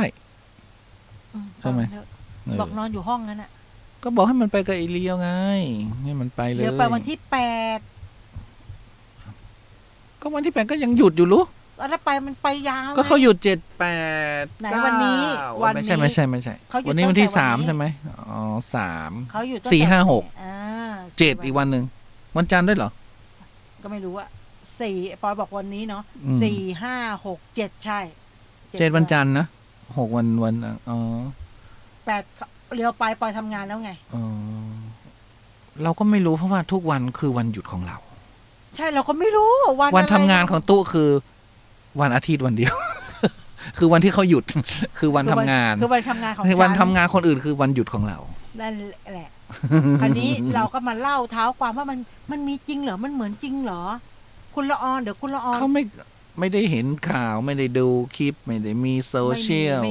ม่มี เหมือนมาก เขาก็ เหมือนที่สุดขนลุกแบบ ก็คือเขาก็เลยบอกว่าเขาอยากรู้เรื่องราวว่ามันมีจริงเหรอมันเป็นเพราะเห็น ก็ ได้ ให้มาฟังละออเล่าที่ธรรมสถาน เขาบอกว่าคุณละออเห็นคุณละออเล่ากับตูนุกว่า เป็นเกล็ดหัวเป็นงูเป็นหินเป็นอะไรเงี้ย อืม เขาก็อยากรู้อยากให้รู้รายละเอียดของเขาให้แล้วเราก็พูดคร่าวๆไง คือเราเห็นรูปแล้ว แต่เขาเนี่ยจินตนาการจาก ใช่ ที่เราเล่า ใช่ ซึ่งมันน่าอลังการมาก เขา เขาเลยอยากไป อยากรู้แค่นั้นมาไม่ได้อยากไปหรอก ป้าศรีเนี่ยอยู่วัดไฟอยู่ไฟหินเนี่ย อ๋อภาษี ป้าศรีเนี่ย โอ้ แก แกขายผักทอด โอ้ดีสิ ใช่ไหม ผักทอดนี่เอามายำอร่อยนะ ผักทุกชนิดเนี่ยแกเอามาทอดหมด เอ แล้ว อ แหละ ทอดแล้วก็มาย ตอนนี้แกก็อยู่คนเดียวเมื่อก่อนแกอยู่กับสามีกัน2 คนนะ ำแล้วสามีแกไปไหน แล้วแกไม่มีลูก แล้วลูกแกไปไหน ไม่มีลูก สามีเสียไปแล้ว แกก็อยู่คนเดียวเนาะ อืม เขาก็ขายอยู่ปากทาง อือ ปา ฮึ กทาง อือฮึ ประตู อือฮึ ศึกษา อือฮึ แกเดินไปหาเราอ่ะคุณละ อยากรู้ เธอไม่เปิดรูปให้เขาดูอ่ะ โอ้โหเราก็ขายของอยู่ตึงยุ่งอยู่ เออ เปิด เขาก็แวบ เปิด แวบ ภาพ นี่ ให้ดู คุณรองพระหัสนี่อย่าลืมนะช่วยเล่าให้หน่อยเพราะว่า มันเล่าไม่ได้เปิดรูปแค่นั้นน่ะเข้าใจเล ถ้าย เขาเห็นนี่เปิด เข้าใจเลยเข้าใจเลย ไม่วันนี้เราก็เขาบอกอยากรู้ประวัติ อยากรู้ความเป็นมา อืมอืม แล้วก็อธิบายเขาก็ อืม อยากเขาก็นอนฟังวิทยุอยู่เนี่ยแหละตอนหน้า อืม ตอนนี้เขาก็ฟัง อืมอืม นะเดี๋ยวตอนเที่ยง15ตู้ อืม เล่า เพราะมันเป็นอะไรนะ จะไปเล่ายังไง ประวัติ มันจะต้องไปดูเห็นน่ะเห็นแล้วมันก็อ๋อละ เราเล่าประวัติ เราเล่าว่านู่นนี่ เรา นั่น ยิ่งเล่าน่ะ มันยิ่ง เสร็จแล้ว เปิ้ลจินตนาการไปมันจะยิ่งอลังการไปนะ โอ้ยแต่มันก็อลังการจริง ใช่ไหม ไม่ เรายิ่งเล่ายิ่งเป็น เล่าไป กระพือ ก่อน ความอยากรู้ เล่าไปก่อนเดี๋ยวเราออไปเปิดให้เขาดูเอง พอเขารู้ปั๊บอ๋อ ไม่ต้องเล่าหรอกเดี๋ยวเขาก็ยิ่งจะอยากรู้ เสร็จแล้วมันจริงเหรอเนี่ย เพราะว่าตุนุกเล่านี่คือฉันพูดอะไรเขาก็เชื่อหมดอะ เอามันเรื่องจริงอ่ะบ้า เธอก็เล่าสิเธอก็เล่าสิ เล่าอะไรเรื่องไม่จริง เธอก็เล่าไปสิ อ่ะ วันนี้ มาช้า ก็ที่บ้านนายวิชัยเพชรรัก ผู้ใหญ่บ้านหมู่ 4 ตำบลทับพลิก ทับปลิก อำเภอเมืองกระบี่ นายประภาสชูศรีอายุ 57 ปี พร้อมด้วยญาติได้เตรียมจัดฝังพิธีฝังพลายแสงจันทร์ อายุ 46 ปี เป็นช้างประจำตระกูลชูศรี หลังเกิดอุบัติเหตุลื่นล้มงาข้างซ้ายทิ่มลงดินหัก ส่งผลทำให้พลายแสงจันทร์เสียหลักคอหักเสียชีวิตก็เหตุเกิดที่บ้านป่าห้วยโต้หมู่ 4 ตำบลทับปลิกเมื่อเวลา 10 นาฬิกาวันที่ 2 กันยายนที่ผ่านมา ก่อนจะลำเลียงช้างลงมาที่บ้านผู้ใหญ่บ้านกลางดึก ท่ามกลางความเศร้าโศกของตระกูลชูศรีนะสงสารเนาะนี่เขาสวยนะ งาน คือ สวย คือช้างพลายแสงจันทร์เนี่ยเป็นช้างที่เป็นช้างประจำตระกูลของบ้านเขาเลย และเป็นช้างรุ่นหลานของพระเสวตอ่ะช้างเผือกคู่บารมีของรัชกาลที่ 9 อ่ะ เป็นรุ่นหลานอ่ะพลายแสงจันทร์คือมีลักษณะเด่นคือหัวเชิดท้ายต่ำเป็นลักษณะของช้างนักรบมีงายาวข้างละ1 เมตรโค้งสวยงาม เป็นช้างเชือกสุดท้ายในป่าหนองจูดที่มีการคล้อง และในช่วงการจัดงานลำลึกพระเสวตที่อำเภอลำทับจังหวัดกระบี่เมื่อปี 62 ช้างพลายแสงจันทร์ก็ได้ถูกเชิญให้เป็นช้างนำขบวนในพิธี ซึ่งนับเป็นช้างเชือกสุดท้ายเป็นรุ่นหลานของพระเสวตพระเสวตอดุลรยเดชพาหนเนี่ยเป็นหลาน รอฟังนะ ขอตุเมตตาเล่าให้ญาติโยมฟังนะคะ ก็มีพระเกจินะวันนั้นนะพระแล้วก็พระแล้วก็ช้างสำคัญมรณภาพมรณภาพ ช้างล้มเนี่ยก็ไม่ดีนะ ช้างล้มยักษ์ล้มพระล้มเนี่ย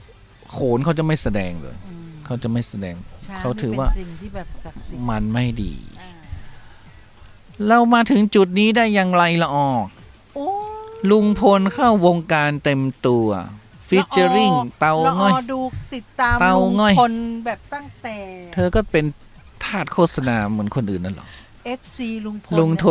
งพลกินข้าว เข้าไปเท่าไหร่ เรากินจะมีคนดูเราไหม ลุงพลใส่เสื้อสีอะไรต่าง โอ้ตอนนี้เดิน ๆ แล้วไม่ บบ แล้วลุงพลแกก็ซื่อๆอะยังกินข้าวแกก็นั่งมองไปทางอื่นอ่ะ แล้วตอน มันก็เป็นการโพสต์อย่างหนึ่งนะ ตอนนี้นะณวันนี้เข้ามากรุงเทพแล้วมา อืม ออกรายการทีวี แล้วมีแม่หมอไพ่ยิปซี นี่เมียเขาเหรอป้าแตนเหรอ ใช่สวยนะ ป้าแตนเนี่ยคือเป็นคนผลักดันผัว ม เรื่องของเรื่อง เป็นคนถ่าย เบื้องหลังความสำเร็จเนี่ย ก็คือใครรู้ไหม ใคร น้องไอซ์น้องไอซ์ ไม่ใช่อุบวิริยะเหรอ ไม่ใช่ ไอซ์สารวัตรใช่ไหม ใช่ อ๋อ น้องไอซ์ก็เริ่มทำ EP ต้นอก ไม่เขามาด้วยกัน ต้น อุบกับไอซ์เนี่ยเขามาด้วยกัน เพราะไอซ์ ป้า เนี่ย อุบก็มา น้องไอ เนี่ย ซ์ก็ เข้ามา มา ทีหลังเพราะอุ๊บเขาเชิญ แต่ อืม น้องไอซ์เนี่ยเหมือนเปรียบเสมือนเป็นลูกของลุงพลแล้ว เหรอ เออ ขั้นนั้นเลยนะ เพราะว่าน้องไอซ์จะอยู่กับลุงพลป้าแตนอยู่กับลุงพลตลอดเวลา แล้วก็จะเป็นคนแนะนำนู่นนี่นั่นจนจินตลาเนี่ย อืม เต้นไงเต้นให้ลุงเป็นเพื่อนลุงไง ม เพื่อไม่ให้ลุงเขินไปมา นี่เหรอไอซ์นี่เหรอ ไม่ใช่ อ๋อ ไปมาอ๋อใช่ตอนนี้ไว้ผมสั้นตอน เขาเป็นนักข่าวใช่ไหม ใช่เขาเป็นนักข่าว นักข่าวช่องอมรินทร์ เกียรตินิยมเลยนะ น้องไอซ์เนี่ย เกียรตินิยมอันดับหนึ่งนิเทศศาสตร์บัณฑิตมธุรกิจบัณฑิต ใช่ เป็นประธานนักเรียนของ ใช่ มธุรกิจบัณฑิต ก็ลุงพลเต้นน้องไอซ์แบบเต้นเป็นเพื่อนอยู่ห่างๆแบบห่วงๆจินตลาเราบอกเอาขึ้นมาด้วย แล้ว กั มัน เลย มันอีกอย่างหนึ่งคือ คนมันจะดังอ่ะ ใช่ไหมไม่เรา กอกมันจะดังอ่ะ เราติดตามอมรินทร์เนี่ยนะเราก็จะยินแต่เสียงว่าน้องไอซ์น้องไอซ์น้องไอซ์น้องไอซ์น้องไอซ์จนแบบน้องไอซ์ก็เห็นหน้าน้องไอซ์ก็วิ่งเข้าป่าไปกับไอ้นี่ก็ดัง เออ หมา อ๋อเหรอ หมา รู้ ชื่ จะ อ ไม่ได้ติดตามเลย เหมือนครั้งหนึ่งที่บ้านดอยนางนอนดังไง อ๋อ คือคนมันจะดัง มันต้องดังขึ้นมาสักวันให้ได้ไง แต่ แล้วมาดังเมื่อเท่าไง เออแต่คันนี้ยตอนเนี้ย อ๋อน้องไอ ลุงพลเนี่ยดังมาก หน้าเขาก็มีหลากหลายเนาะ หน้าเขา เอ จะ อ ไม่ หน้า ค่อย เขาไม่ค่อยเหมือน แต่ เดิ ไป ม อยู่ นะ ช่วงเนี้ยไปอยู่บ้านลุงพลอ่ะ อืม จะดูโสมๆหน่อยเนี่ยเห็นไหมดำๆ ลงพื้นที่ โสมๆ ลงพื้นที่ า น้องไออืม เขาก็จะโสมหน่อย เอา แล้วมีหมอดูนะ ดูไพ่ยิปซี ดูให้ไอเหรอ ไม่ดูให้ลุงพลอนาคต จะไงจะดังไหม เป็นยั จะดังไหม เขาบอกช่วงเนี้ยมันเป็นจับไพ่มามันก็ช่วงสังสรรค์ไง อืม ช่วงนั้นนู่นเนี่ยแต่มันยังคดีเนี่ยมันยังลุงพลณตอนเนี้ยเครียดอยู่ตลอดเวลา อืม ยังกินไม่ได้นอนไม่หลับเขาถามลุงพลใช่ไหม อืม ยังกินไม่ได้นอนไม่หลับมีโอกาสบวชก็หลายๆอย่าง อืม เขาก็จับไพ่มาไพ่มันขึ้นไงไพ่ไม่โกหก แต่ว่าลุงพลได้เงินก็จบไง โอ้ได้100,000เนี่ย แล้วลุงพลก็บอกว่า โอ้ยผมเอามาเลี้ยงลูกเลี้ยงเมีย ให้ลูกได้เรียนหนังสือ แต่ไพ่มันบอกว่ามีการแบ่งสรรปันส่วนเหมือนตัดเค้กอ่ะก็คือเป็นไง ก็ธรรมดาของวงการบันเทิง ตัดเค้กอ่ะก็เป็นไงไพ่ ก็ธรรมดา นฟ้อง ก็ ใช่ไห ธรรมดา เขาจะต้องแบ่งไปคราวนี้ก็จะมีคนเข้ามาเป็นคุณอุ๊บวิริยะจะมาเป็นผู้จัดการส่วนตัว ก็ เพราะว่าถ้าไม่มีไม่ได้นะ ใช่ใช่ เพราะลุงพล ถ้าคิวยาวไง เพราะลุงพลไม่รู้เรื่องอะไรเลย ลุงพลก็คือออกงานอย่างเดียว ใช่ อุ๊บเขาเป็นผู้จัดการดาราอยู่แล้ว เป็น ใช่ ผู้จัดการเขาผู้จัดการอ้ำมาก่อนนะ ใช่ อ้ำหรือใครต่อใคร มีหลายคนที่ดังอยู่ ใช่ อืม ก็อาจจะเป็นงานถนัดของเขา ใช่ เราก็ไม่รู้มันเป็นเรื่องของเขานะมันไม่ใช่ดวงเราอะเนาะ ไม่เราก็ติดตามนั่นแหละ เราที่จัดรายการมาเป็น10 ปีนะ ไม่มีใคร ไม่ดังอะ ไม่ดังเลยอะ เนาะ ใช่ ไม่มีใครมากรีดกราดถือป้ายไฟอะไร ขนาดเอาแค่ ใครมากรีดกราดฉันไล่เหอะหมด แค่บ้านถวายเนี่ยเขาบอกฟังเรานี่แบบหายใจแรงก็ไม่ได้ โอ้วันนั้น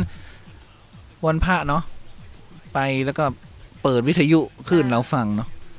บางที่ก็โซโซซาซา บางที่ บาง มี ที่ เพล ก็ ง ส ซ้ อ อ ด น สอดแทรก พระกระสวดเพลงก็ขึ้น มันหลายสิ่งอย่าง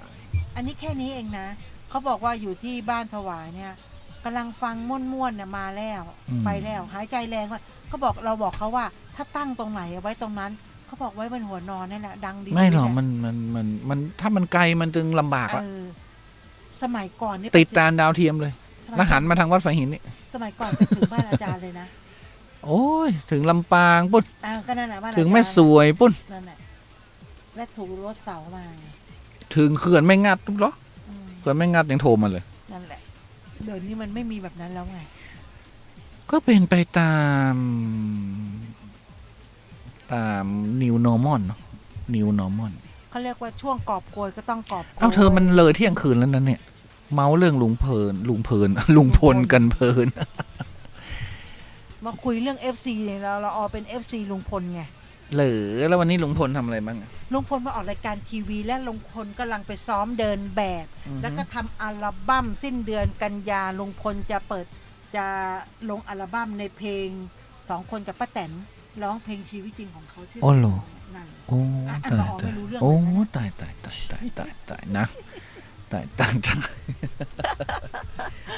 เอาเธอก็ ดีขึ้นก็ดีละชีวิตที่ดีขึ้น ติดตามมาตั้งแต่เวอร์ชั่นแรกตั้งแต่มีข่าวน้องชมพู่แล้วติดตามมาตั้งแต่ตอนนั้นไง อ่าดี มันก็เลยติดตามยาวมาเลยทุกวันอ่ะ ดี วันๆมีแต่ลุงพล ได้เงิน ฉันถือว่าได้เงินก็ถือว่าดี เออ เนอะ หลังๆมาแต่มีแต่เต่างอยอยู่บนหัวเนี่ยวิ่ง ยังไม่ได้ฟังเลยนะว่าเตางอยจินตลากับลุ ทำ ง ไม พล เดี๋ยวก็เปิดฟังสิ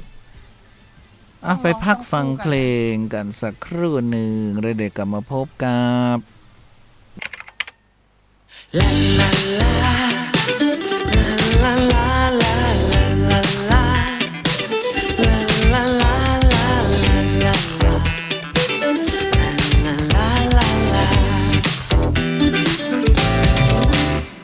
พี่สาวครับ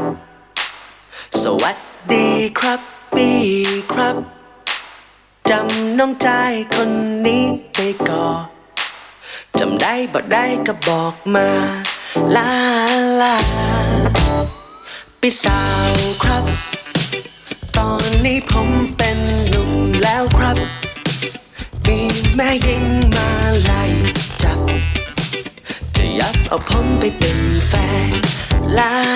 ลาเจอกันมา2-3 ปีก่อนผมยังละอ่อนและสนกันฮักเป็นพี่สาวบอได้เมามาเป็นแฟนพี่ก็ฮักผมเป็นน้องชายพี่สาวครับ ตอนนี้ผมฮักปีแล้วครับจะฮักปีบ่มีนายว่าอยากเป็นน้องใจและหลับลาลาลาลาลาลาลาลาลาลาลาลาลาลาลาลาลาลาเจอกันมา2-3 ปีก่อนผมยังละอ่อนและสนกันฮักเป็นพี่สาวบอได้เมามาเป็นแฟนพี่ก็ฮักผมเป็นน้องชายพี่สาวครับ ตอนนี้ผมฮักปีแล้วครับจะฮักปีบ่มีนายว่าอยากเป็นน้องใจละลังว่าอยากเป็นน้องใจละลังว่าอยากเป็นน้องใจละลังลาลาลาลาลาลาลาลาสาวปีสาวสาวลาลาลาสาวลาลาลาลาสาวลาลาลาสาว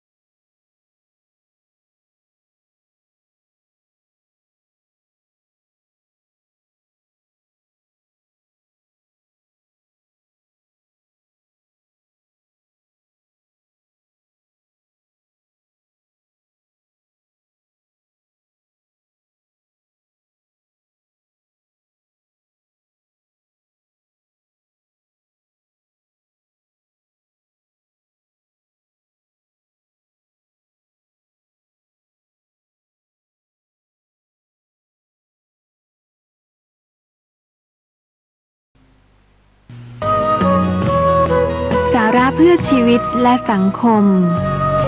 ท่านผู้ฟังคะทองคำบริสุทธิ์ที่คนยกย่องกันว่ามีค่าและมีราคานั้นจะต้องผ่านการหล่อหลอมด้วยความร้อนสูงหลายต่อหลายครั้งกว่าจะมาเป็นเครื่องประดับให้เราสวมใส่และในความเป็นมนุษย์ที่เข้มแข็งนั้นก็ต้องอาศัยความอดทนเป็นพื้นฐานในการใช้ชีวิตอยู่ร่วมกับคนอื่นในสังคมความอดทนจะเกิดขึ้นได้ก็โดยอาศัยการฝึกหัดทำในสิ่งที่ยากลำบากทำในสิ่งที่ฝืนใจการฝึกช่วยเหลือตัวเองซึ่งคุณสมบัติเหล่านี้จะสั่งสมเป็นประสบการณ์จนถึงกลายเป็นบุคลิกที่ดีติดตัวบุคคลไป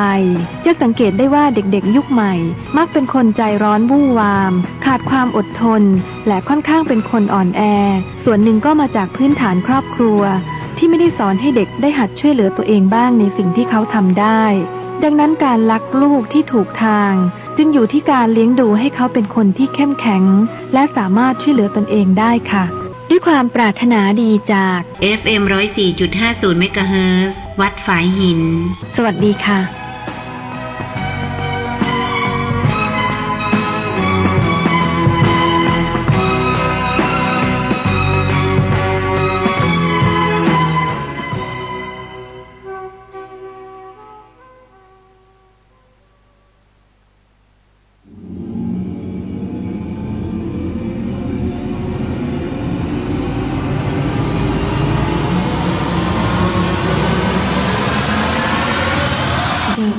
เฮียน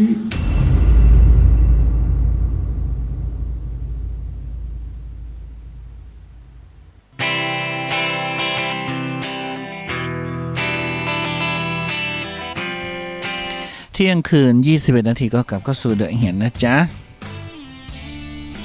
กับเพลงที่ล้ำลึกถึงไอจรันเพลงที่เปิดไอจรันแต่งหมดนะ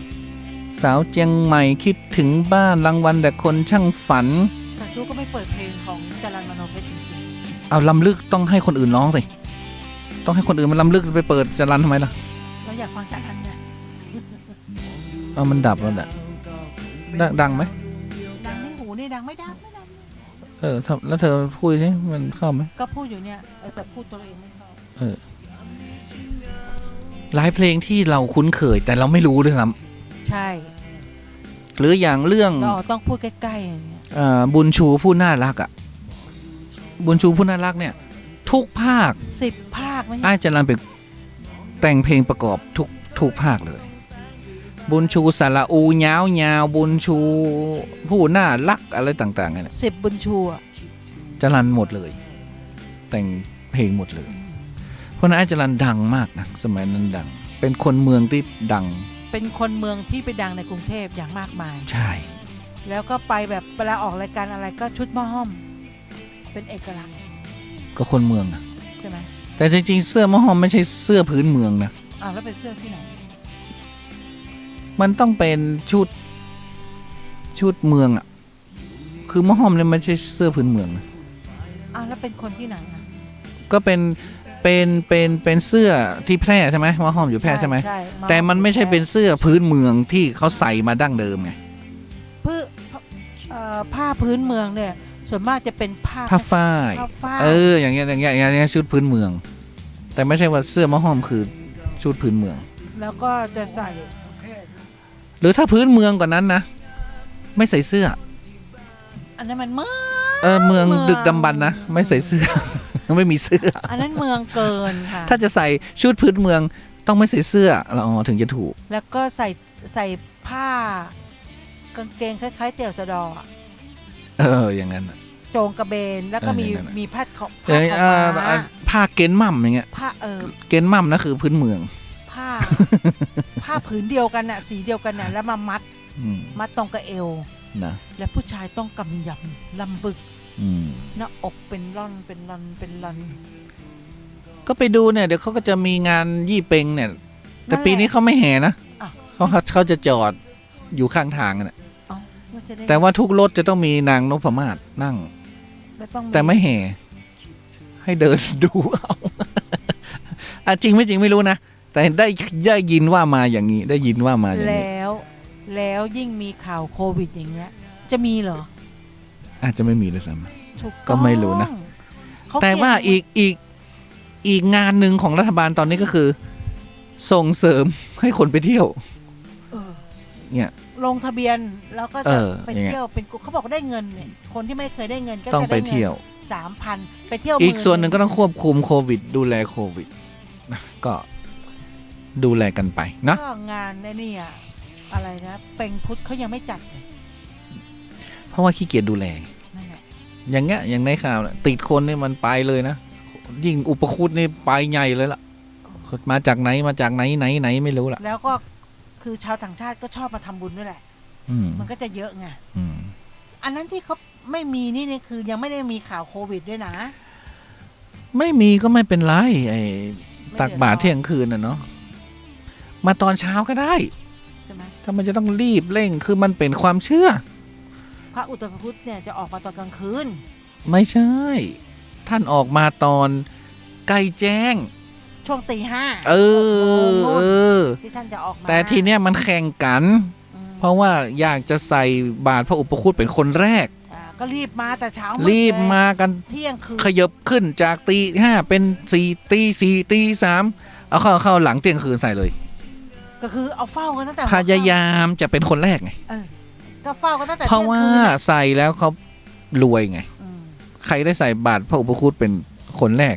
จะรวยภายใน7 วัน แล้วเราจะรู้ไหม เฮาก็ใส่บาตรพระอุปคุตหูปั้นนี่ก็เอากะ คนแรกเลย ใช่ไหมจริง ๆ เปิ้นก็ออกมาหัวไอ้ใกล้แจ้งนั่นแหละ ธรรมดา ตี นั่นแห ห้า ละ หกโมง เอ อะไร อ ประมาณนี้แหละ เฮาก็ใส่บาตรตอนเช้านั่นแหละปกตินั่นแหละ ระลึกถึงพระอุปคุต เออ ข้าพเจ้าออกไปใส่บาตรครั้งนี้ก็ขอให้เจอพระ ถ้าบุญเฮามี อุปคุต มันก็รวยเองแหละ อืม บุญบ่มีก็ใส่เข้าไปเถอะมันก็ตึ้มมาปะ จะเจอจุคนไหนก็เป็นพระอุปคุตไปเหี้ย อ้าวมันอยู่ที่ศรัทธาไง แต่ถ้าลุยน้ำค้างมาเนี่ย อ่า อันตีนสะโบงเปียะเนาะโอ้นี่ออกน้ำปิงมานี่นะ เออ ดูเข่งขำขัง เขาเรียกว่า ต้องเปียะหน่อยไง ออกมาจากทะเลไง เขาเรียกว่าแรงศรัทธา เออ นี่ ขนาดพระที่แบบเป็นหินธรรมดาเนี่ย เราศรัทธาแค่อย่างเดียวอ่ะ ได้หมดพระศิวลีก็ได้ อืม พระสังกัจจายก็ได้ ได้หมด อุปคุตก็ได้พระพุทธเจ้าก็ได้หมดอะโชคลาภทั้งนั้นแหละ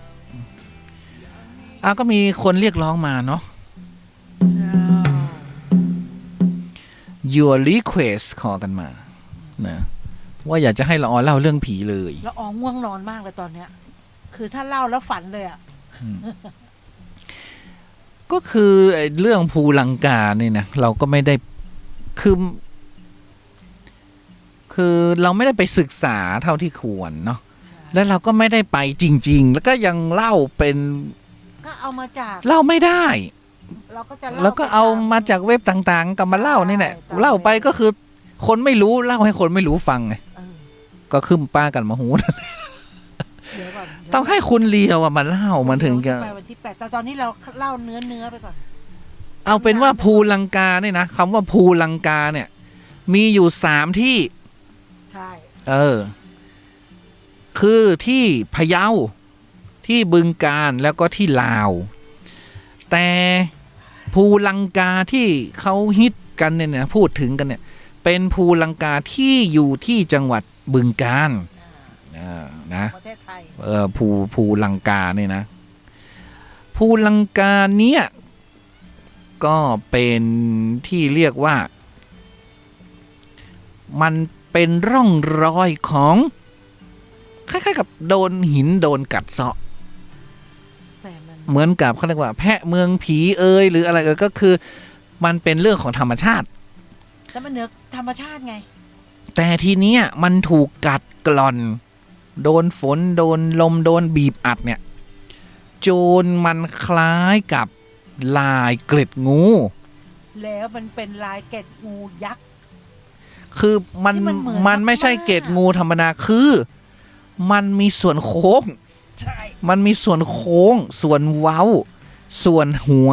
และส่วนหางพอดี แล้วในรูปภาพส่วนหัวเนี่ย คืองูดีๆ เนี่ย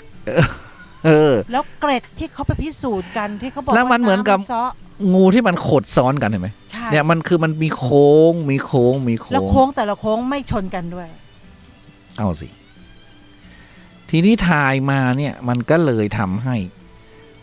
เกิดเป็นตำนานว่างั้นนะเกิดเป็นตำนานที่บึงกาฬเนี่ยแล้วก็เลยเป็นตำนานเพราะเป็นตำนานมันก็เป็นเรื่องเล่าไงเป็นเรื่องเล่าว่ามีพญานาคเป็นพญานาคกษัตริย์นะชื่อว่าปู่อือลือปู่อือลือนาคราชเนี่ยคนที่เป็นลายต่างๆเนี่ยคือปู่อือลือเนี่ยถูกสาปไว้ที่นี่ใช่เนี่ยลายที่เราเห็นเนี่ยนะถ้าตามตำนานคือปู่อือลือนาคราชเขาโดนสาป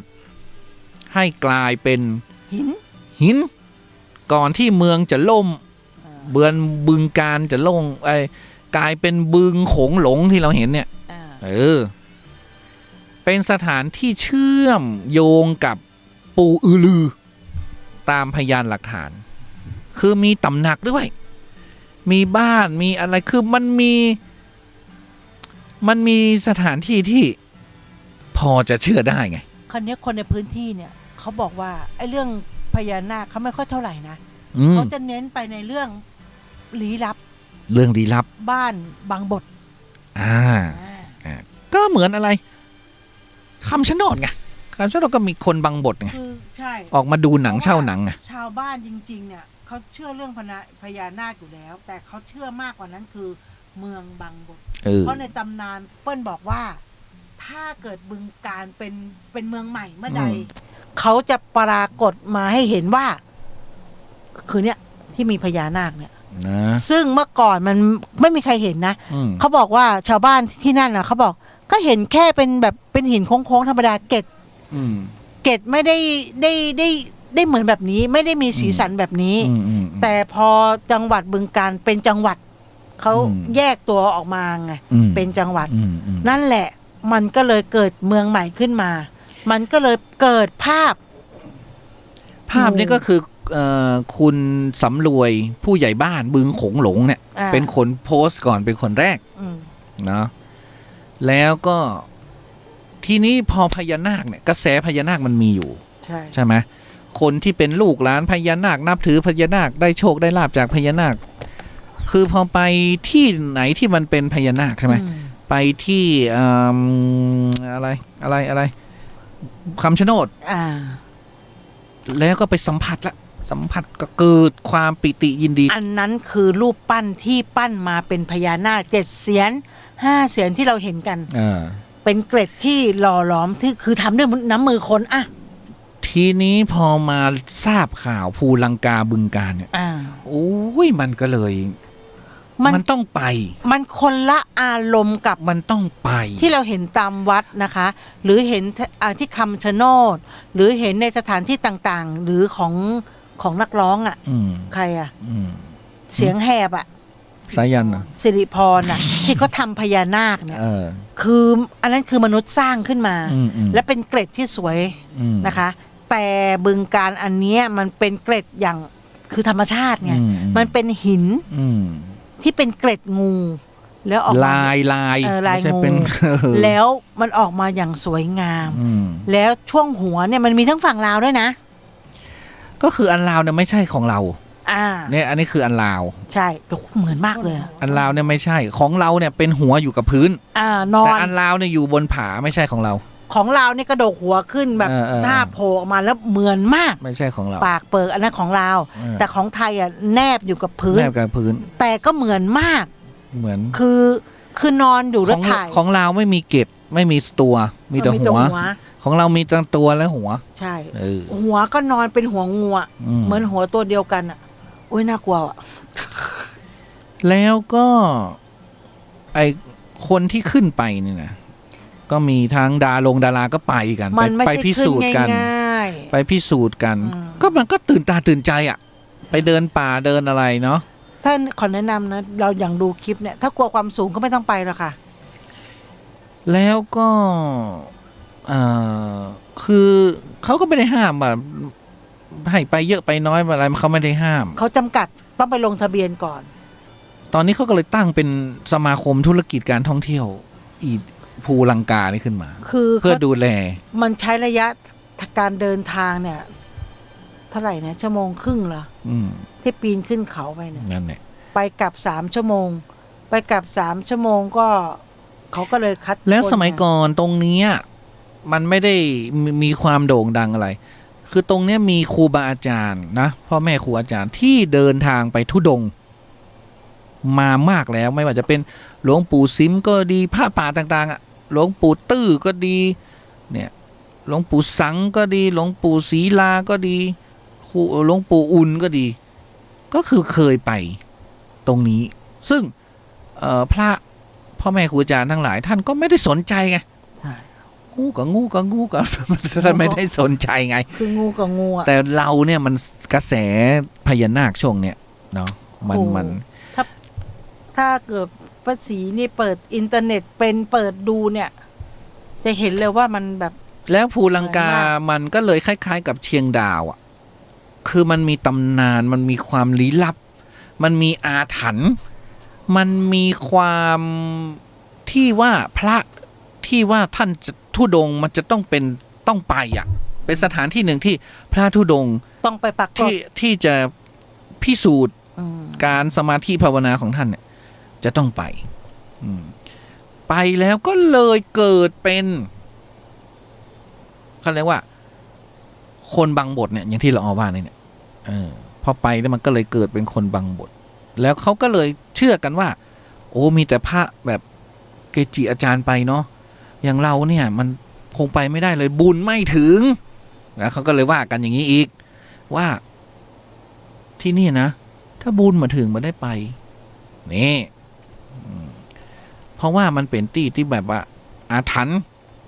อะไรต่างๆเนี่ยเนาะก็เลยเขาก็เลยว่าเขาว่ากันว่าเป็นเมืองลับแลคนมีบุญบารมีเท่านั้นที่จะสามารถเข้าไปสัมผัสได้แต่ตอนนี้คนบุญบารมีเยอะแยะไปกันได้เนาะแล้วก็ควรจะจัดระเบียบให้เสร็จเนาะพอแล้วก็โด่งดังก็อยากไปกันเนาะแล้วก็จริงๆเนี่ยพญานาคก็มีปู่อือลือเนี่ยตัวเดียวเนี่ยองค์เดียวเนี่ยนะแต่ว่านอกนั้นน่ะที่เป็นอาถรรพ์เป็นตำนานเป็นลี้ลับเนี่ยเขาเรียกว่าพวกกายทิพย์ทั้งนั้นเลย ใช่ คือพญานาคมีแค่ปู่อือลือเนี่ยนะแค่องค์เดียว แต่ว่านอกนั้นน่ะเป็นเรื่องของป่าเนาะเป็นเรื่องของป่าเป็นเรื่องของเมืองลับแลเป็นเรื่องของสิ่งที่พิสูจน์ไม่ได้สิ่งที่พิสูจน์ไม่ได้แล้วก็ไออุทยานอันนี้เขาเป็นอุทยานแห่งชาตินะภูลังกาเป็นอุทยานแห่งชาติก็ใครที่อินกับเรื่องของพญานาคอินกับเรื่องของพลังงานนะอินกับเรื่องของพลังงานอินกับเรื่องของอะไรต่างๆก็สามารถไปได้เนาะที่ว่าต้องมีบุญนะเพราะอะไรรู้ไหมขึ้นไปยากถ้าไม่มีบุญก็คือไม่มีจิตใจจะไปจริงๆก็คือ ขึ้นไม่ได้ 4 ชั่วโมงครึ่งเท่านั้นเอง เขาบอก90 องศาอย่างที่ดูคลิปเนี่ยปีนขึ้นไปแล้วมองลงมานี่ ขึ้นทางน้ำตก4 ชั่วโมงแล้วก็เป็นทางขึ้นธรรมดาอีก2 ชั่วโมงครึ่งก็เป็น4 ชั่วโมงครึ่งจาก5 ชั่วโมงในการเดินเนาะก็คือคุณต้องลางานไปอ่ะ คือวันหนึ่งเขาบอกมี2 รอบไงได้แค่2 รอบรอบเช้ารอบบ่าย นะก็มันก็น่าจะเป็นที่นั่งสมาธิมากกว่าฉันว่านะ เขามันมีไงมันมีอาสมอยู่ที่นั่งสมาธิ มีอะไรต่างๆ แล้วเขาบอกว่าตามที่ต่างๆไม่มีขยะไม่มีใบไม้ที่แบบ เหมือนมีคนทำความสะอาดตลอดเวลาอันนี้คือความอาถรรพ์ของเขาคือเรื่องเล่าที่คนฟังแล้วก็อยากไปมันต้องเห็นภาพมันต้องเห็นภาพแล้วมันจะความอยากมันจะมามันอยากไปเพราะฉะนั้นก็คือคนไม่รู้เนี่ยเล่าให้คนไม่รู้ฟังเหมือนกันเพราะเราก็ยังไม่ได้ไปเพราะว่า4 ชั่วโมงนี่คือกึดก่อนต้องไปนอนที่นั่นเลยเหรอหรือเดินออกมาอีก4 ชั่วโมงเหรอใช่8 ชั่วโมงวันคือตอนเช้าเข้าแล้วกลับมาพอดีครึ่งวันเพราะเขารู้ว่าจะถ่ายรูปประมาณเนี้ยครึ่งวันแล้วรอบที่2คือเข้าตั้งแต่บ่ายโมง3 โมงต้องออกแล้วนะ3 โมงต้องกลับลงมาเดี๋ยวจะหลงมืดเพราะว่าพอมันมืดปุ๊บเนี่ยมันจะลงไม่ได้บันไดมันน่ากลัวอันตรายชันเลยใช่ไหมบันไดลิงเลยใช่ไหม ไม่เขาก็ไม่ใช่บันไดลิงเขาทำดีแล้วแหละแต่ว่ามันชันไงเขามัน ต้อง ชัน ไต่ขึ้นไป ใช่ ไต่ขึ้นไป ก็ แล้วก็ คือเจ้าหน้าที่เขาไม่อยู่ข้างบนนั่นไง ในถ้ำก็ค่อนข้างแคบ แล้วก็ไปกันได้แค่50 คนถือว่าแน่นละ50 คน ใช่ เพราะว่าต้องย้อนออกทางเดิม ใช่ ไม่สวนกันไม่ได้ ไม่ได้ ต้องวันเวเนี่ย คือเป็นรอบไป นี่แหละ มันก็เป็น คือจะขึ้นไปตามอำเภอใจไม่ได้เลยนะ ไม่ได้ ก็เป็นภาครัฐบาลเขาเรียกว่าหน่วยงานภาครัฐเขาดูแลอยู่ เขาจะมีคนเช็คว่า มี คุณ คน ป่วย เช็ค ไหม อะไรต่างๆ เกิดมาเป็นอะไรอยู่ข้างบนมันลำบากไง อืม เขาเอาลงมาลำบาก แต่ถ้าไปแล้วก็คงจะกลับมาเล่าได้เนาะอันนี้ก็เล่าให้ฟังแล้วนะอ่ะไปฟังเรื่องหลอนกันจ้า เปิดเพลงให้ตื่นตาตื่นใจหน่อยฮะค่อยหลับ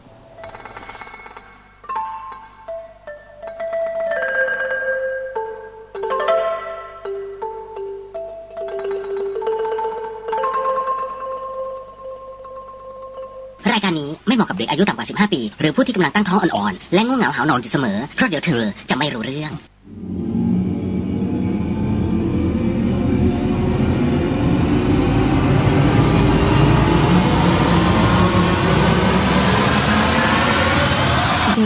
เฮียน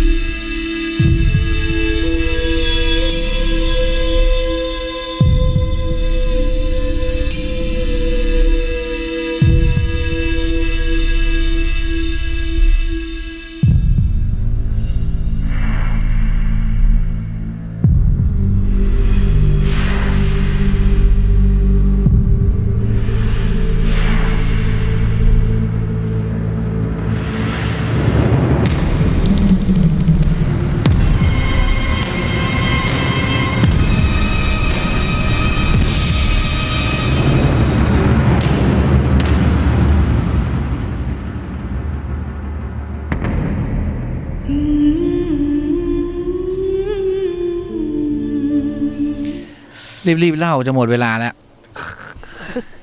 เวลามันจะเหลือนะสิ ไม่เหลือเล่าไปเถอะ42แล้วเนี่ยแป๊บเดียวเอง อ้าวเล่าเลยไม่มีเพลงหลอนๆแล้วใช่ไหม ไม่มีเพลงเรามีที่ไหนล่ะ เรื่องนี้ก็เป็นเรื่องที่คุณกุลเจอตอนที่ไปนอนเฝ้าพี่สะใภ้ที่โรงพยาบาลนะคะ อันนี้เรื่องนี้เขาบอกว่า โรงพยาบาลเนี่ยมันถึงมีแน่นอน ขอเอาไปเลี้ยง พี่เขาก็เลยเอาสร้อยดอกไม้มาใส่คอหนู แต่มันแน่นจนหนูหายใจไม่ออก อันนี้คือเรื่องเขาบอกว่าขอเอาไปเลี้ยง ก็คือมันเกิดเหตุเนี่ย เราก็อยู่ที่บ้านนะคะ เพราะมีกินเลี้ยงเล็กๆระหว่างญาติพี่น้องกันนั่นแหละ ขณะที่กำลังคุยไปกินไปนั่นพวกเด็กๆเล็กๆก็วิ่งเล่นกันอย่างสนุกสนาน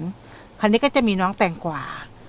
น้องผู้หญิงคนเล็กสุดที่ถือแก้วเดินไปเดินมาสักพักก็ไปหยิบเอาปากขวดที่แตกเป็นปากฉลามแหลมๆขึ้นมา แล้วก็ถือเดินไปเดินมาพอแม่ของน้องแตงกวาพี่สะใภ้เราเห็นก็กลัวอันตรายก็รีบวิ่งไปเอาเศษขวดที่ออกมาจากมือลูกจังหวะเดียวกันนั้น น้องแตงกวาก็ปล่อยมือจากเศษขวดซึ่งมันกำลังจะหล่นจากมือพอดีแม่ก็เลยเอามือเข้าไปรับ ก่อนที่มันจะตกถึงพื้นและทิ่มเท้าน้องปรากฏว่าขวดมันบาดมือแม่น้องแตงกวาเลือดออกเต็มมือและเป็นแผลยาวใหญ่พอสมควรไม่สามารถจะทำแผลกันเองได้ก็เลยต้องไปโรงพยาบาลกันตอนกลางคืนนั้นเลยโดยเราก็ไปกับเขาด้วยพอถึงโรงพยาบาลแผนกฉุกเฉินนะคะก็ทำการเย็บแผลหลายเข็มหมอดูแล้วก็บอกให้นอนโรงพยาบาลเพื่อดูอาการแล้วว่าแผลนั้นอักเสบติดเชื้อหรือเปล่าเพราะพี่สะใภ้มีไข้ขึ้นเราเป็นผู้ป่วยที่ดีได้อยู่เฝ้าพี่สะใภ้ได้นะคะคืนแรก ได้นอนรวมห้องเนื่องจากไม่มีห้องว่างเลย จนช่วงเย็นของอีกวันหนึ่งเจ้าหน้าที่บอกว่าได้ห้องแล้วก็เลยย้ายเข้าไปอยู่ห้องเดียวกันลักษณะห้องคือเปิดประตูเข้าไปจะตรงกับประตูห้องน้ำพอดีมีทีวีตู้เย็นพัดลมระเบียงอยู่ข้างหัวนอนเราจึงจัดแจงเก็บของเสร็จเรียบร้อยก็อาบน้ำอาบท่าพอพกค่ำญาติก็พากับน้องแตงกวามาหาแม่แต่พอตกตอนกลางคืนนะนางก็งองแงก็ขอที่อยู่โรงพยาบาลด้วยก็เลยปล่อยเลยตามเลยคืนนั้นเรากับน้องแตงกวาก็ปูผ้านอนกันข้างๆเตียงพี่สะใภ้นั่นแหละช่วงดึกๆเราก็กำลังเคลิ้มจะหลับก็มีเจ้าหน้าที่เดินมาเคาะห้องเพื่อขอวัดไข้เขาบอกพี่ว่าพี่สะใภ้พี่เนี่ยเขาบอกพี่สะใภ้ว่าไม่มีไข้แล้วพวกนี้ได้กลับบ้านแน่นอนแต่เรารู้สึกว่าพยาบาลเขามองน้องแตงกวาอยู่สักพักหนึ่งก่อนจะจากไปเราก็เตรียมตัวนอนอีกรอบหนึ่งอยู่น้องแตงกวาก็ลุกขึ้นมาทำท่าเล่นจ๊ะเอ๋เราก็คิดว่านางคงเล่นกับเราก็เลยดูไปว่านอนเดี๋ยวพยาบาลจะมาฉีดยาแล้วนะผ่านไปจนเราใกล้จะหลับพี่สะใภ้ก็เรียกเราอีกว่าให้ดูน้องแตงกวาหน่อยเห็นน้องเดินเข้าห้องน้ำเราก็เลยลุกไปดูแอบได้ยินนางคุยกับใครก็ไม่รู้ในห้องน้ำพอออกมาก็หันมาบอกเราว่าพี่เขาพาหนูมาฉี่แล้วเราก็งงนะในใจก็เริ่มหลอนแล้วพอน้องออกมาน้องก็ไม่นอนเอาแต่เล่นจ๊ะเอ๋พอถามว่าเล่นอะไรอยู่คนเดียวทำไมไม่นอนน้องแตงกวาก็กลับบอกว่าก็เล่นกับพี่เขาไงถึงเวลานี้เราก็ชื่นชมเขาเรียกว่าขนลุกชันขึ้นมาเลยนะตอนนั้นก็เลยพูดไม่ออกก็เลยพูดเลยเราไปว่าแค่มารักษาตัวนะไม่ได้แยกทางอะไรพวกนี้ก็จะกลับแล้วจากนั้นก็นอนเราก็หลับส่วนพี่สะใภ้ก็หลับยาวคงเพราะฤทธิ์ยาด้วยละมั้งกลางดึกเวลาเที่ยงคืนเราก็สะดุ้งอีกครั้งหนึ่งสะดุ้งตื่นอีกครั้งหนึ่งก็เห็นพี่สะใภ้ลงจากเตียงมานั่งกอดเขาน้องแตงกวานั่งกอดน้องแตงกวาแล้วร้องกี้เสียงดังสนั่นเลยตกใจมากพี่สะใภ้เป็นอะไรพยายามแตกตื่นวิ่งเข้ามาแล้วก็มือพี่สะใภ้เนี่ยเลือดเต็มไปหมดแผลที่เย็บเหมือนมันฉีกขาดบาดแผลก็จะทำแผลไว้และห้ามเลือดให้แล้วก็พี่สะใภ้ก็ไม่ยอมปล่อยน้องกอดไว้อยู่ตลอดเวลาแล้วก็แยกเอาน้องออกมาพอน้องมาอยู่กับเราพี่สะใภ้ก็ยังบอกอีกว่าปล่อยน้องเถอะกอดเอาไว้แล้วก็ให้โทรเรียกสามีของแกมาอีกทีก็จะย้ายโรงพยาบาลไม่อย่างนั้นน้องแตงกวาตายแน่ๆเราก็เลยตกใจว่ามันเกิดเรื่องอะไรขึ้นแต่ก็โทรมาหาสามีแกให้พี่ชายลูกน้องของเรานั่นแหละประมาณสัก40 นาทีสามีพี่สะใภ้เราก็มาถึงแต่ก็ยังย้ายออกไปทันทีแต่ก็ต้องย้ายออกทันทีแล้วก็ไม่ได้ออกไปทันทีไม่ได้นะคะก็ต้องรอหมอเจ้าของไข้ก่อนแต่พี่สะใภ้ขอเข้าไปรอที่ห้องนั้นอีกครั้งต้องออกมารอตรงแถวเคาน์เตอร์โรงพยาบาลแทนระหว่างที่รอพี่สะใภ้ก็ยอมเลิก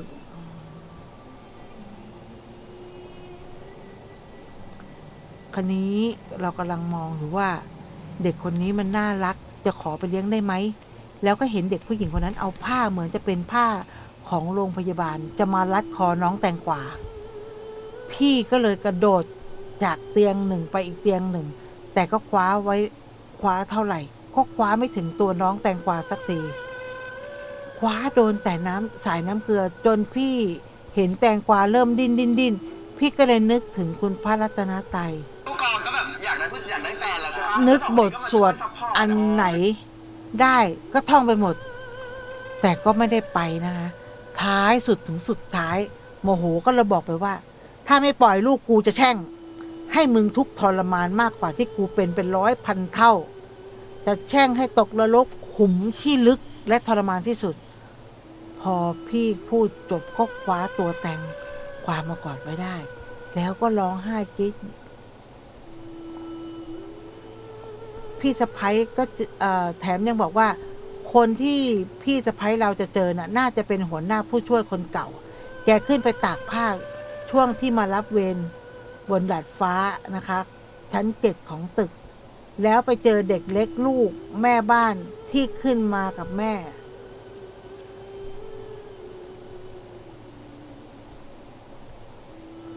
แล้วคนนี้เขาก็บอกว่าน่าจะเป็นผู้ช่วยคนเก่าเนาะเขาบอกว่าเด็กคนนี้ตกมาจากบนดาดฟ้าชั้น7ของตึกแล้วก็ไปเจอแม่ลูกเนี่ยที่ทำขึ้นที่ขึ้นมากับแม่เนี่ยก็จะไปเก็บของเล่นข้างนอกระเบียงดาดฟ้าก็เลยอาสาปีนออกไปเก็บให้แต่เกิดพัดตกลงมาหน้าเนี่ยกระแทกลูกกรงชั้นที่5 ถึง 4และก็3จนล่างเนี่ยมาค้างอยู่กับเหล็กแหลมลูกกรงระเบียงชั้นที่2ห้องที่พี่สะใภ้เรานอนนั่นแหละคนป่วยทั่วไปถ้าไม่มีเด็กก็ไม่เคยเจออะไรแต่ถ้ามีเด็กมาอยู่ด้วยมักจะเจอแบบนี้ทุกรายและพี่สะใภ้และที่ให้พี่สะใภ้เราอยู่เพราะเห็นว่าตอนแรกไม่มีเด็กก็เลยคิดว่าไม่น่าจะมีอะไรเราได้ฟังเนี่ยหลอนเลยไม่กล้าเดินไปข้างห้องน้ำหรือทำอะไรเลยนะคะรออย่างเดียวค่ะ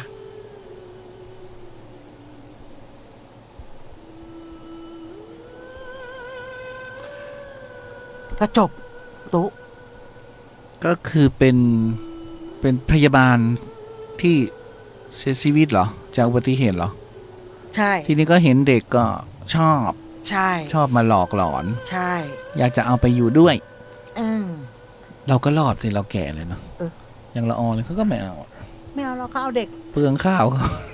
และประวัติเนี่ยก็คือเด็กเนี่ยคือคงไปเก็บของเล่นที่ระเบียงแล้วตกลงมาชั้น5ชั้น4ชั้น3ล่างก็ค้างเหล็กอยู่ลูกกรงระเบียงชั้น2เนี่ยก็คนป่วยถ้าไม่มีเด็กก็ไม่โดนแต่ถ้ามีเด็กก็จะโดนทุกรายนั่นแหละคือเด็กจิตมันเนาะจิตของเขาจิตของเขามันก่อนตายมันเป็นอย่างนั้นอ่ะอีก10 นาทีเนี่ยเอาเถอะมีเรื่องอะไร10 นาทีไม่ทันค่ะมันยาววันนี้มีแต่ยาวมากเลยก็หาที่มันสั้นๆเลยก็หาแล้วมันเอานี่งั้นก็เอานี้ก็แล้วกันไปย้อนยุคเนาะคูยาวมากเลยวันนี้มีแต่ยาวอะไรก็ไม่รู้ยาวขนาดนั้นอันนี้เราอันนั้นเรามีไหนว่าแต่ไม่มีแล้วมั้งของเรากระซิบเบาๆโหดูสิเนี่ยอันนี้ก็12 นาทีเนี่ยโหดูมันไม่ไหวเอาแบบสั้นๆแล้วกันเนาะถึงไหนก็ถึงนั้นอะถึงไหนถึงนั้นอะฮัลโหลสวัสดีค่ะค่ะคุณพี่เป็ดนะคะ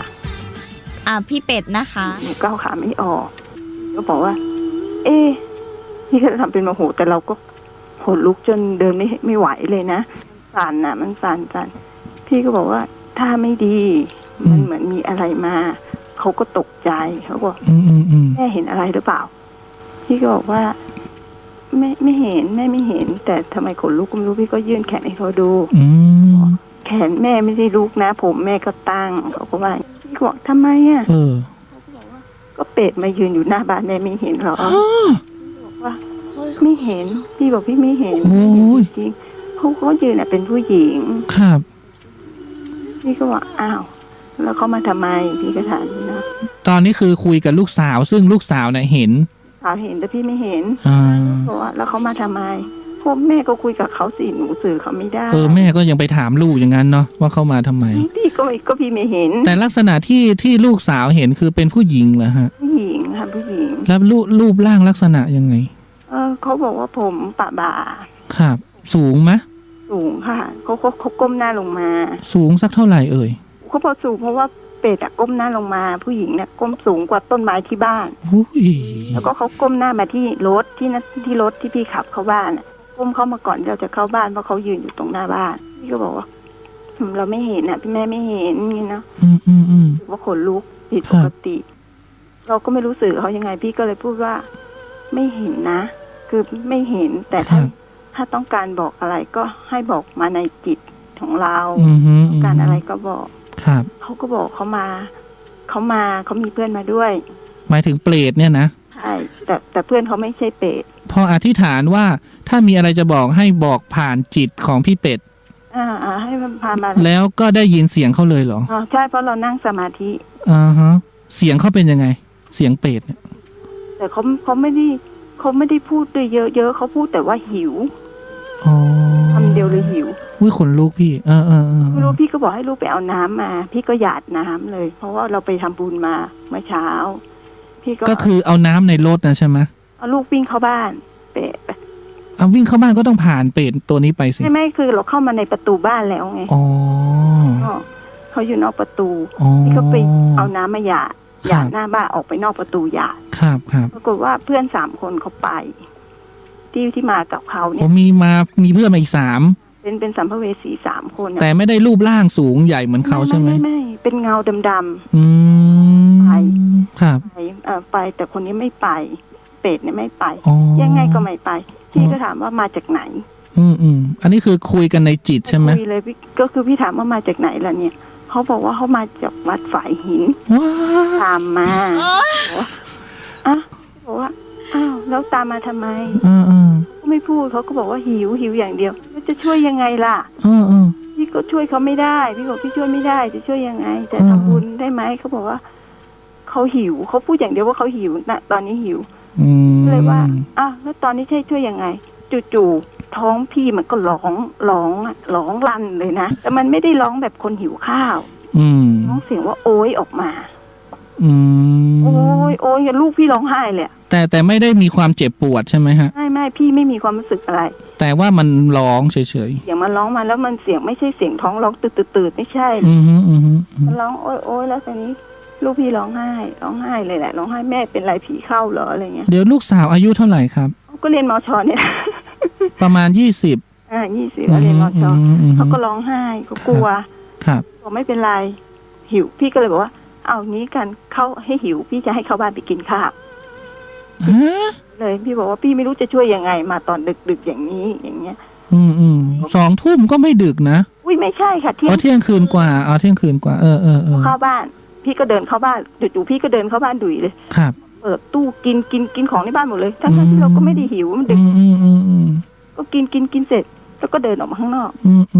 เดินนอกบ้านพี่ก็ถามว่าอยู่ที่ไหนคือพี่จะได้ทำบุญไปให้เขาก็บอกคือเขาให้เราเห็นเป็นกู่ของเขาเลยเป็นกู่อยู่ที่กระไดก็แสดงว่าอยู่หน้าวัดใช่ซึ่งพี่ไม่ได้เห็นเขาบอกชื่อไหมไม่บอกแต่ให้เห็นว่าแต่ในจิตนั้นใช่ไหมให้เห็นว่ากู่อันนี้แล้วตอนนี้พี่ก็คือพี่ว่าลุงขึ้นพี่จะไปดูว่ามันจริงหรือเท็จจริงครับกู่นั้นเราก็ไม่เคยเห็นครับแล้วตอนนี้วันลุงขึ้นพี่ก็ไม่ได้ไปไม่มีเหตุไม่ได้ไปไปกับแฟนพี่ก็เลยบอกว่าลองไปดูหน่อยนะจะพิสูจน์หน่อยว่ามันจริงหรือเท็จ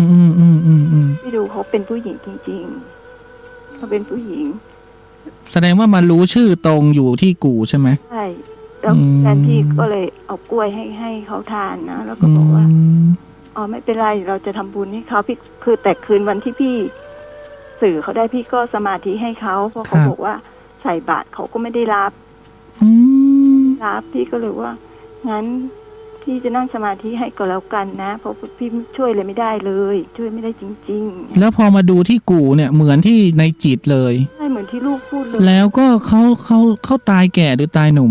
ตายแก่อ๋อใช่แต่ลูกเขาแต่หน้าที่ลูกพี่เห็นน่ะมันเป็นหน้าตอนมันเป็นหน้าในรูปเขาเนี่ยน่ะ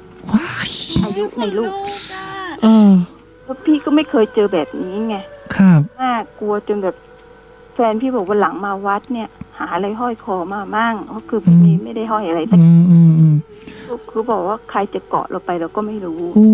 แล้วตอนนี้เรียบร้อยหรือยังฮะ ก็ตั้งแต่ทำบุญให้ก็ไม่มา แต่พี่ก็ไปดูเขาไปดูหน้าเขาไปดูว่าเขาก็ไม่มาอีกใช่ไหม ก็คือเราสมาธิให้เขาไปแล้วนั่งสมาธิ หายใจไม่ทั่วท้องเลยอ่ะพี่ ตอนนั้นพี่ก็เลยว่า ให้น้องระวังหน่อย ขอบคุณค่ะมิ้ง ไม่แล้วบ้านพี่เป็ดอยู่ตรงไหน พี่อยู่เยื้องๆอบต.สุเทพ อ๋ออยู่ทางนู้นคันคลองอ๋อแล้วก็ตามไปนู่นเลยใช่เขามาคือเขาบอกว่าเขามาเขาเห็นพี่แล้วเขาก็ตามมาเลยแต่ตอนนี้กลางวันเขาไม่แสดงให้เราเห็นกลางคืนเขามา แต่พี่ก็ไม่เห็นไม่เขาต้องตามคนมีบุญไงพี่ก็ไม่รู้พี่บอกพี่ช่วยไม่ได้จริงๆพี่ไม่รู้จะช่วยยังไงเราก็สั่นทั้งตัวแล้วขนพองอันนี้คือการเจอครั้งแรกของพี่เป็ดหรือเปล่ามันไม่ใช่อ่ะปกติพี่จะเห็นก็จะเห็นผีอะไรเงี้ยมาเห็นสัมภเวสีมาเห็นแต่เขาไม่ได้มาตามติดขนาดนี้ใช่ไหมไม่ติดคือแค่เห็นแล้วเราก็เมื่อก่อนกลัวมากกลัวจนแบบกลัวขึ้นสมองอ่ะจนเราปฏิบัติให้วางนะเห็นแล้วก็เห็นแล้วก็แผ่เมตตาเราก็เริ่มไม่กลัวครับหมดเวลาก็คือสรุปเรื่องนี้ก็คือว่าพี่เป็ดเนี่ยเขามาที่วัดฝายหินใช่แล้วเขาก็กลับบ้าน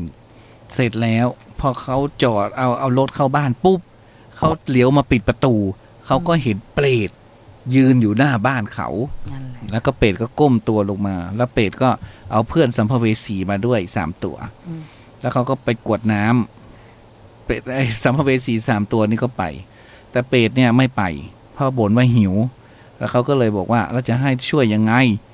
มาจากไหนเขาก็บอกว่ามาจากวัดฝายหินเอาแล้วกูอยู่ไหนกูอยู่หน้าวัดอยู่ตรงบันไดจบอุ้ยคนลุกตัวใครตัวมันนั่นละอ่อนนะค่ะสำหรับค่ำคืน ไม่ได้ช่วยอะไรเลยสำหรับค่ำคืนนี้ก็ขอแผ่เมตตาไปยังทุกสรรพสัตว์สัพพวิญญาณสัพพเจ้ากรรมนายเวรสัพพเปรตอสุรกายทั้งหลายที่เกี่ยวเนื่องเกี่ยวข้องที่เราได้หยิบยกอ้างท่านขึ้นมาในรายการก็ดีแล้วก็ชาวบางบทที่ภูลังกาก็ดีนะแล้วก็ทุกข่าวสารเนาะที่เราได้อ้างท่านก็ดีก็ขออโหสิกรรมไม่ได้มีเจตนาก็ขอให้ท่านได้รับบุญกุศลแล้วก็ไปสู่ภพภูมิที่ดีอโหสิกรรมและการเทินเนาะสำหรับค่ำคืนนี้ก็ต้องจากท่านผู้ฟังไปก่อนพบกันใหม่ในวันพรุ่งนี้กับรายการเดอะเฮียนสำหรับค่ำคืนนี้ก็ขอความสุขความเจริญความสวัสดีความสำเร็จความร่ำรวยทุกสิ่งทุกอย่างก่อนหลับก่อนนอนสมาทานศีล 5ล้างจิตล้างใจเนาะฟังเรื่องหลอนเรื่องเปรตขอให้เราได้นอนหลับฝันดีหลับให้ได้เงินหมื่นตื่นให้ได้เงินแสนกันทุกทั่วหน้าทุกท่านทุกคน